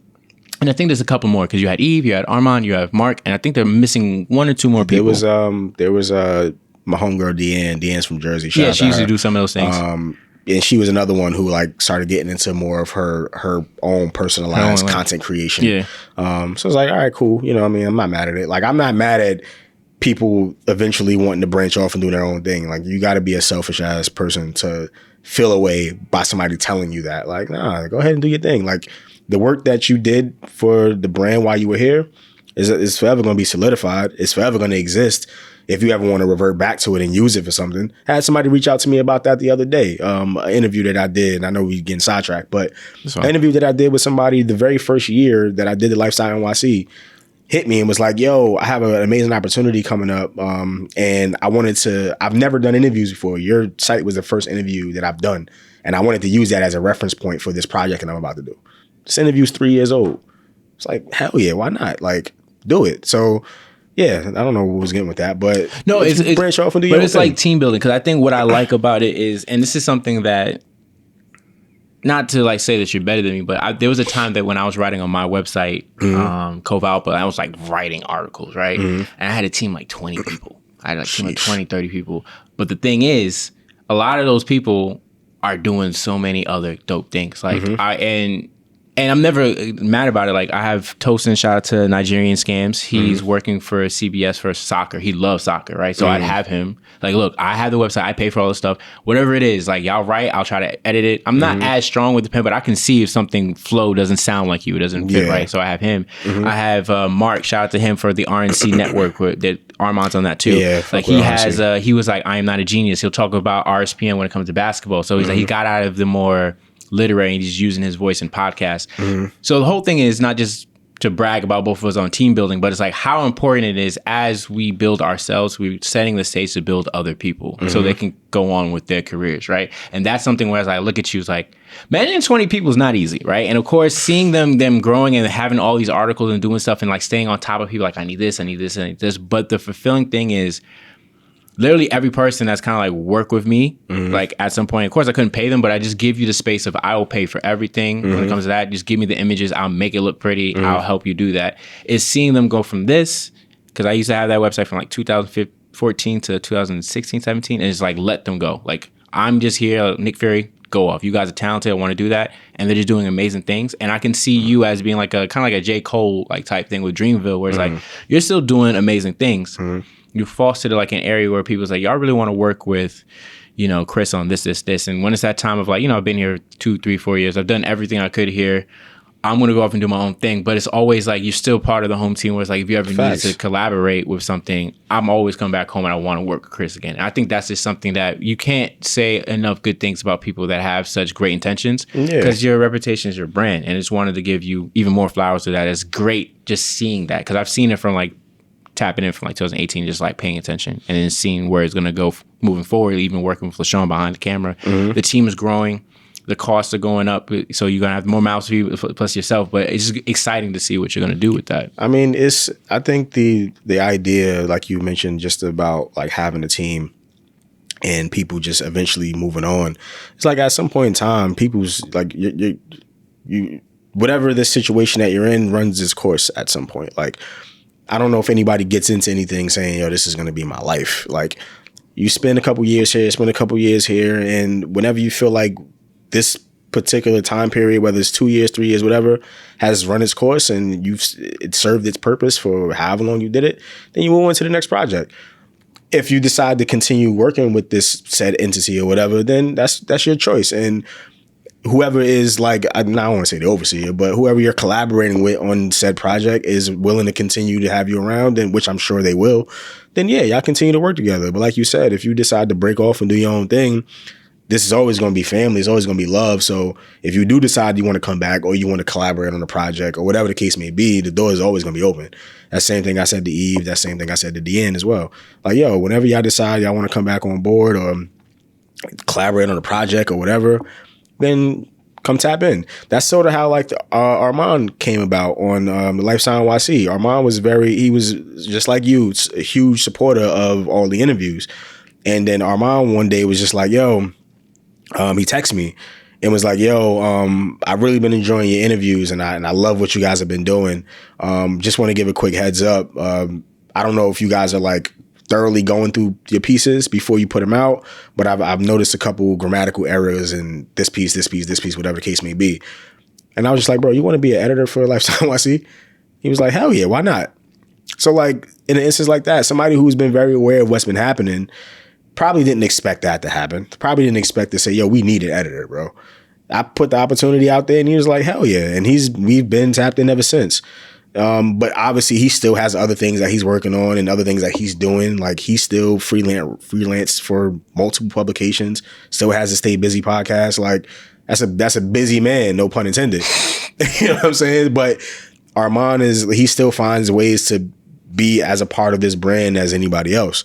And if that point comes where he's like, yo, I'm taking Stay Busy on the road, or, we about to do this, we about to do that. It'll be the same thing for him. All right, bro. Well, the door's always open if you want to do something over here, if you want to come back.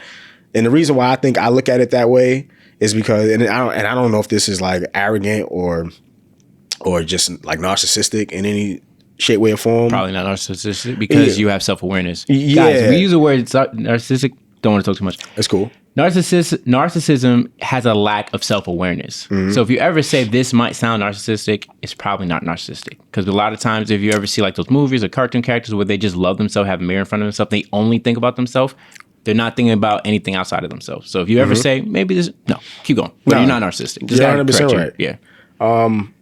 Is because for the first 2 years of me doing the Lifestyle NYC, or first, I want to say, year and a half, 2 years of me doing Lifestyle NYC, I was doing it by myself. I was putting 3 interviews out consistently a week by myself. So like the foundation of it came from me just doing this shit alone, which is why like if there was ever a time where like, God forbid Armand decides to leave and doesn't want to come back, or Mark decides to leave and it's like, all right, cool. The foundation was built on me doing this shit by myself. So there's no reason why I wouldn't be able to continue doing it. But the idea of a team obviously is something that I want to continue to build, because nobody can do anything by themselves. No, I feel that.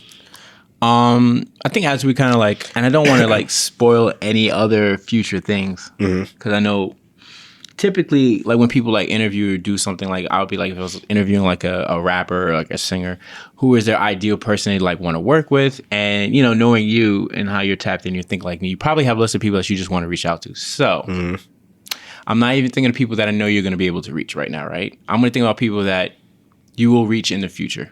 Words mean things. He will reach in the future. I got to always shout out to my peers. They will reach in the future. Who are the 5 people that you would love to have a conversation with and like interview that you haven't, that are like just up there? Like otherworldly kind of people? I don't want to say otherworldly, but you know what I'm saying? Like we talked about like people that were inspired by music before we started recording. So just anything. It could be sports, it could be music, it could be acting, whatever. But like 5 people that if you can just add those conversations to the Lifestyle NYC, this is for you. Get those metrics up to get more viewers, get more endorsements, stuff like that. Who are the people that you can have a really great conversation with these 5 people? You can take your time, because this is like this is a very off the ball, no questions. This is like I just have notes. I didn't even think I was going to ask that question, but just off the top. That's a good question. I think the first person that comes to mind, and I think I was familiar with this person, but I think over the course of the quarantine, being that we've been home, I've been working from home, I've gotten to understand this person from a different level now. Stephen A. I would love to have a conversation with Stephen A. Smith. Okay. Because he's very opinionated. He's very argumentative. Like, he has some really great points. Obviously, he's been around for longer than I have. He knows sports like the back of his hand. Yeah. But he's an interesting person. And I think the dynamic of my subtle sort of chill approach and his, over the top most of the time, like, I think that would be interesting to see on camera. So, so we got Stephen A. at 1. I think Stephen A. would be 1. I would really like to also interview. I'm trying to think of somebody in sports that I would want to, like, in the world of sports. I would like to interview LeBron if I can. LeBron, I think, just what LeBron has accomplished throughout his career, on and off the court, has been amazing to watch over the last, 19, 20 years since he's been in the league. And that would be something that I would want to have a conversation with him about, and kind of just understand his mindset and just all the shit that has made LeBron who he is, both, again, on and off the court. I think that would be dope. LeBron, Stephen A. This is somebody on my list that I definitely would like to interview in the media space. And he's one of my idols in the media space. I know people hate using the word idolize, but he's definitely somebody that I idolize in this space, Elliott Wilson. Okay. again, what more can you say about him? I mean, he has a very not similar style to you because he's much older, but I was gonna say more. I want to say laid back because you're like the cool kind of like cool like sort of laid back guy, but he's more of like he's like a very informative uncle. And I'm trying to say this, hopefully it doesn't sound like, because you have the uncles that are those crazy, but like that smart uncle that'd be like, let me just talk to you about some game real quick. Like, and he'll have like in his interviews where it's like, even his interview with B. Dot and Drake. I really like that because Drake don't like talking to people. So if he want to talk to you, and it was a good one. They didn't ask a lot of tough questions because you gotta respect the friendship. But it's like they asked some pretty insightful question for him to actually just go off into like his thing because we're in 2021. I think that interview was like 2019 or something. It was the end of 2019. Yeah, so it was like just seeing Drake be as vulnerable as he allows himself to be in that conversation was a great conversation. So that's actually a pretty good pick for an interviewer. They I go back and watch a bunch of like old Rat Radar shit, like even like Rat Radar podcasts or interviews that they've done as recently, even their old shit when they was doing like CBS. Like this been one of my favorite like platforms to tap into as far as old interviews go. So Elliott Wilson's on that list. So we got Stephen A. LeBron, Elliott Wilson. Another person I would like to interview, rapper, and this is just because everybody always sort of said I looked like him when I was in high school because I had the braids and I used to sag my pants and shit like that. Jim Jones. I would definitely I would definitely love to interview Cabo.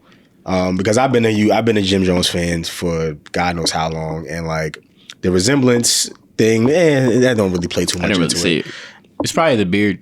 It was the way that I dressed. Or the energy, like the aura that you were kind of giving off. It was that. It was also just like the way that I dressed was very like uptown-ish. Even granted, we was in Westchester, but I used to have long ass braids. I used to sag my pants and used to wear the fucking constructs with the laces out. Like it was just a very strong resemblance there. But outside of that, like I think what Jim has transcended to being like the elder statesman. Nah. Like early on when there was the whole Dipset thing, like Jim was in sort of like looked at as like the freaky Zeke, where like he rapped, but he was kind of just he was like a tag along almost. Yeah. If that's the right word. I mean, he got much better now. Yeah, but that's what I'm saying. How he has put himself in the light now of just being like a rapper. Like Jim is a rapper now. Like he can spit his ass off, and then doing all the other things on the business side. Like he got the quarantine studio situation. I think he got like a fucking like a Bitcoin now as well.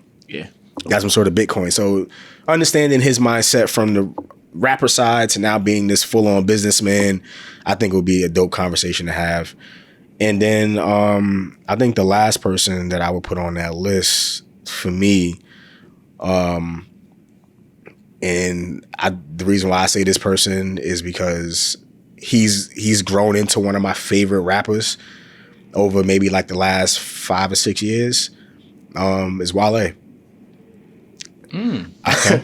I know a lot of people probably gonna watching this. This nigga gonna say Drake, this nigga gonna say Hov. Obviously, those are the people that I want to interview. But if I could think of 5 people right now that I would like to really sit down with, those would be the 5. Wale has slowly grown into like one of my top 5 favorite artists right now. I think he's a lot more lyrical than people give him credit for. He's a lot more introspective than people give him credit for. And I think his journey just in music, from being sort of the outcast to obviously having an MMG thing, and then now that looks like it's sour in some shape, way, or form. I don't really know. I'm just basing it off of what I've heard in podcasts and interviews and shit. And then now him sort of taking this, like he's taken all these lemons and made lemonade, for lack of a better phrase. Because every time I listen to him, he constantly gets better in his music and his performances. And I just think he seemed like an interesting personality. That would be like my 5. And then obviously I got like 2, I was gonna 3 say honorary mentions. Because you had I'm gonna listen to the honorary mention because I'm about to say it's a lot of dudes, and I know the women are gonna be like, Chris, what happened to the ladies? So there's a couple honorary mentions. I would definitely love to interview Tiana Taylor.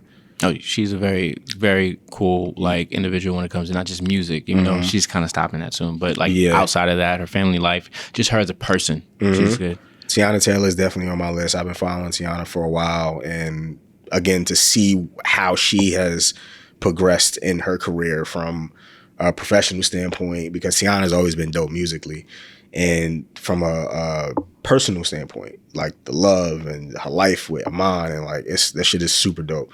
And they have a show now that's actually pretty dope. Yeah, with the 2 daughters now, right? Yeah. Mm-hmm. So she's on that list. Obviously, I would love to interview like a Drake. I would love to interview like a Jay-Z. I think those would be given, just considering how much of a Jay-Z and Drake fan that I am.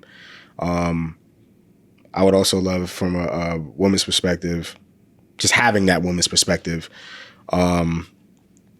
which I think would be sort of, I don't want to say, I hate using the word like shock value-ish, but we talked about this off camera. I would love to interview Karen Civil. That was on my list of people to interview 2-3 years ago. And just haven't had the opportunity. That'll be an interesting interview, especially with, first of all, if you did have like a working relationship, but like, what kind of conversation we're going to get, with, Karen, just, respectfully, just, she is a very productive person, but also she's very like extremely private, it's that Scorpio thing. If you ever pay attention to any of the Scorpio artists, it's like, this is what they tell you, and you have no idea what else. So no, that's fire. I think that would be dope. And again, I've been following. I used to write for her site, so like I had the opportunity to be around her once or twice, and just knowing about her journey and dealing with the certain dealings that she had with certain people like Nipsey, like Mac, and all of these people, like RIP to them. Like I wouldn't want to tap into that and like kind of understand like just the not the idea, but like the feelings that you go through when you're dealing with people who are like on this sort of monumental level. Because Mac was on his way there. Mac was probably not there. He was probably on his way there. He was probably there already in a lot of like cult fans' eyes. What's that album? It had Cinderella on it. The woman's divine feminism, like, or something like that. Because all of his projects, I just think they sonically just kept going up and up and up. And then he had that one, and then he had the other one when he died, the one where you see it's black. It's black and white cover, yeah. Yeah, it's like that. And you see like that type of stuff, and just seeing with, it's like, why? Like even with Nipsey, like his first album comes out, and then we don't really get to like really get to embrace him performing it, because he's not even there to perform it like Victory Lap, which to me, it really goes. It goes in such a way where it's like a lot of Nipsey's projects when it comes to mixtapes and songs, like since like college for me is like, I just think it goes. So like when you're seeing like those people that they should have been on that wave, like even similar for, you didn't mention like Pop Smoke when we're listening to these people, but it's different for Pop. It's like he's in like that drill rap, but like I'm thinking about Mac and Nipsey. It's impressive being around those type of like mindsets. It's crazy. I mean, I was never really like a Mac Miller fan, but the songs that I had the opportunity to hear him on, or songs that were his, like was dope. But you noticed his ascension like instantly before he passed, which was crazy. Obviously, we knew Nipsey was what he was about and where he was going, so that's a whole nother thing as well. But yeah, Karen Civil. And then I think another honorary mention, last one, is because I've become a fan of him over the last 3 years from listening to the podcast, is Joe Budden. I would love to be able to sit down and talk to Joe Budden, because it's going to be a very interesting interview. As long as you don't go in like what's his name? Not like Tax, not like Charlamagne. I think Charlamagne was like the better one he's had, but that's because they think in similar kind of like frequencies. Yeah. So they're not gonna like try to outdo each other. They just call it for what it is. But that would be very exceptional. And just saying it out, like, that's why I was like trying to like go up there, is like saying it out there and just, getting that energy out there, and just, as you're working towards the kind of like the lifestyle NYC of like your already curated list of people, and all these people like Drake, Hov, Tiana, and you saying like Elliot. But everyone, you said like probably like 8 to 10 names, but like, remember these names, because I think it's going to be important, because you'll never know in like the next 2 to 4 years. He's probably just going to come and like, damn, how did Chris make that happen? Because he said it. So honestly, bro, I've been like this over the last month. I don't know if you probably noticed. We haven't put anything out on Lifestyle NYC throughout the whole month of September. Reason being is because at the 2 days after Labor Day? 2 days after Labor Day, my grandmother passed. So I was on this whole like hiatus break shit. Yeah, like, I don't want to. You be taking good breaks though, bro. I'm like, what I'm starting to realize is like, and as I like, when I go on these breaks and just how I view the world now, like slowly but surely social media is becoming very like obsolete in my life. Like I do I still scroll and find time to just like look through shit? Yeah, I do. But it becomes a lot more gratifying when you start to realize like the ultimate, I guess the ultimate acceptance for me, what I'm starting to realize is like the people that you've been building with, like friends and family and shit like that. Like I don't spend too much time. Well, I haven't in the past spent too much time with my family because I've always been like this closed off private person. And then when my grandmother passed, it made me realize like, damn, maybe I should spend a lot more time with the ones that I love, because you never, like, again, tomorrow's not promised. I know it's very cliche, but it's true. The day before my grandmother passed, my mom and my aunt were with her the day before she passed. And to see that 24 hours later occur and see that how that like shattered the entire family was traumatizing. Yeah. But it put into perspective, like, man, we don't have as much time on earth as we think we do. Like, there's no way in hell the family could have thought that was going to happen, not even 24 hours later. And now I'm starting to grow a huge appreciation for just putting myself in spaces that I feel comfortable in with certain people, opposed to just now forcing myself to get out there because I got a brand and a name to protect. I'm not gonna fuck about that. Like, yes, the brand is there. It's still going to continue to grow however I choose to grow it. But I don't want to force myself into spaces for the sake of the brand. Yeah, you're trying to like foster a relationship. If it doesn't feel organic, don't do it. Yeah, and it's like, you know, I think as the more I come to that realization, and the more I put myself in areas where like I'm appreciated and I appreciate the people there, social media itself becomes a lot more, it becomes less important to me. And that may be ironic to say because obviously I have a brand to grow on social media, but if that means I get more peace because of the people that I'm around, instead of trying to continue to portray this false narrative of like what's this and what's that, I'm 100% fine by that. And that's not me saying that the lifestyle in NYC is going to come to an end anytime soon. But if that is the case, just know that I found a lot more peace in reality than in this shit, because that shit don't matter to me no more. No, I respect it. And I think it's important for like people to understand that social media is not like some Ready Player One. If you watch the movie, you'll understand the reference. But it's like a lot of times people live for social media. And even me, like, I'm changing how I'm using it too, right? Mm-hmm. I used to be way more expressive, way more transparent. And certain times I'll be transparent in certain ways that is just fitting, right? But, you know, there's a lot of celebrities that are not really on social media, but they still get their brand going. They have other people run it. So it's like how you're transitioning your interaction with social media is healthy, because a lot of things to me creates very unhealthy drawbacks of like really being on social media like that and just learning that, yo, this shit's not real. It's an extension of real life, but it's not real. And we shouldn't be living for like the likes and retweets on Twitter and Instagram and TikTok and stuff. We should be using it intentionally for our brands, like as you have done from the start, and just networking and meeting all these people from all over. So I'm proud of that, you just knowing how to take that step back just for your mental health and just, you know, tapping into the people that are important. That shit don't mean nothing, bro. Means shit. It don't. I don't know. I teach his own, I guess, but you know, you feel where I'm coming from. Yeah. A lot of people don't, and it's frustrating. But it is what it is. I don't judge people how they choose to live their life. But nah, that's the journey. But I want to say just I want to say thank you for, you know, making the time to come here for this conversation. Say thank you, because you've been a huge supporter in me and in the brand since day one. If I could count on anybody to quote a passage from the interview and then repost it, I know it's always going to be you.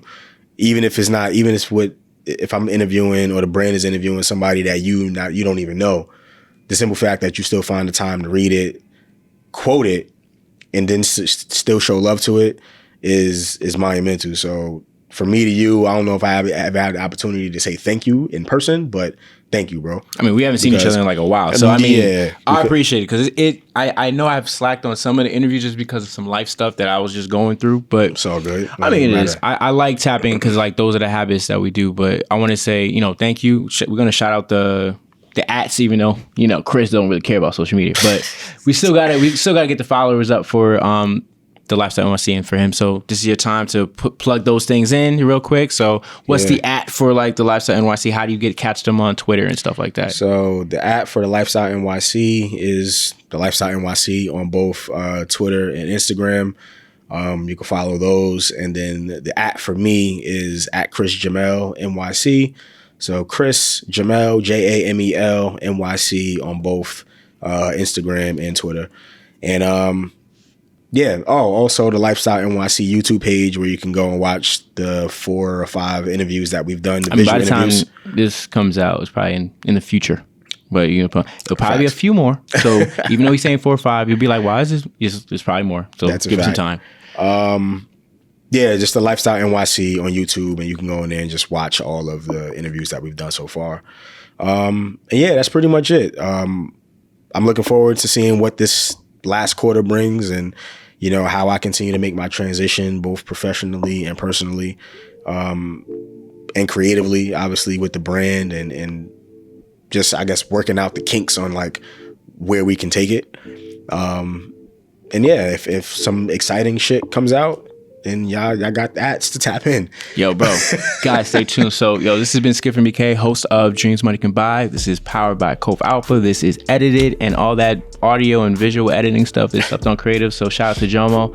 I know this is going to be a funny one because the GoPros died, and we're going to have to have a conversation. I don't know what I did, but we're going to catch up. But, guys, stay tuned. Peace and love. Appreciate y'all. Later.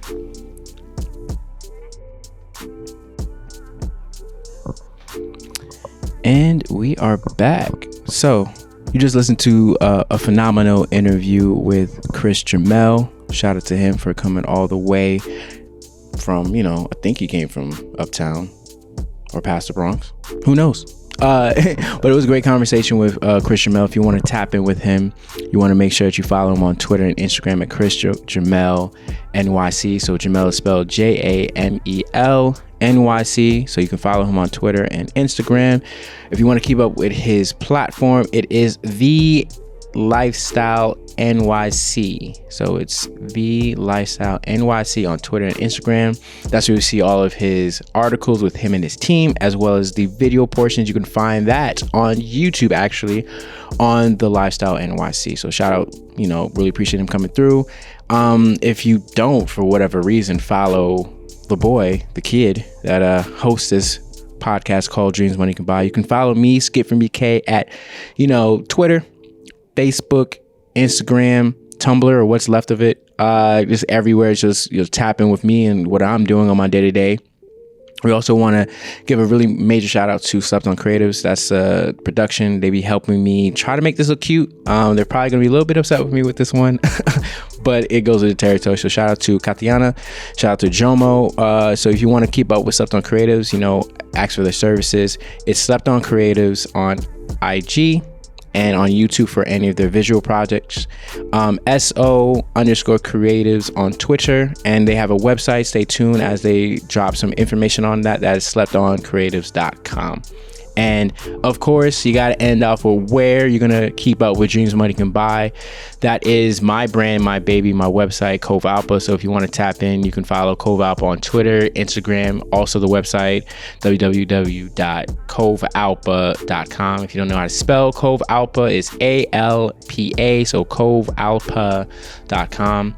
And we'll see you soon for the next episode. Dreams Money Can Buy. Peace.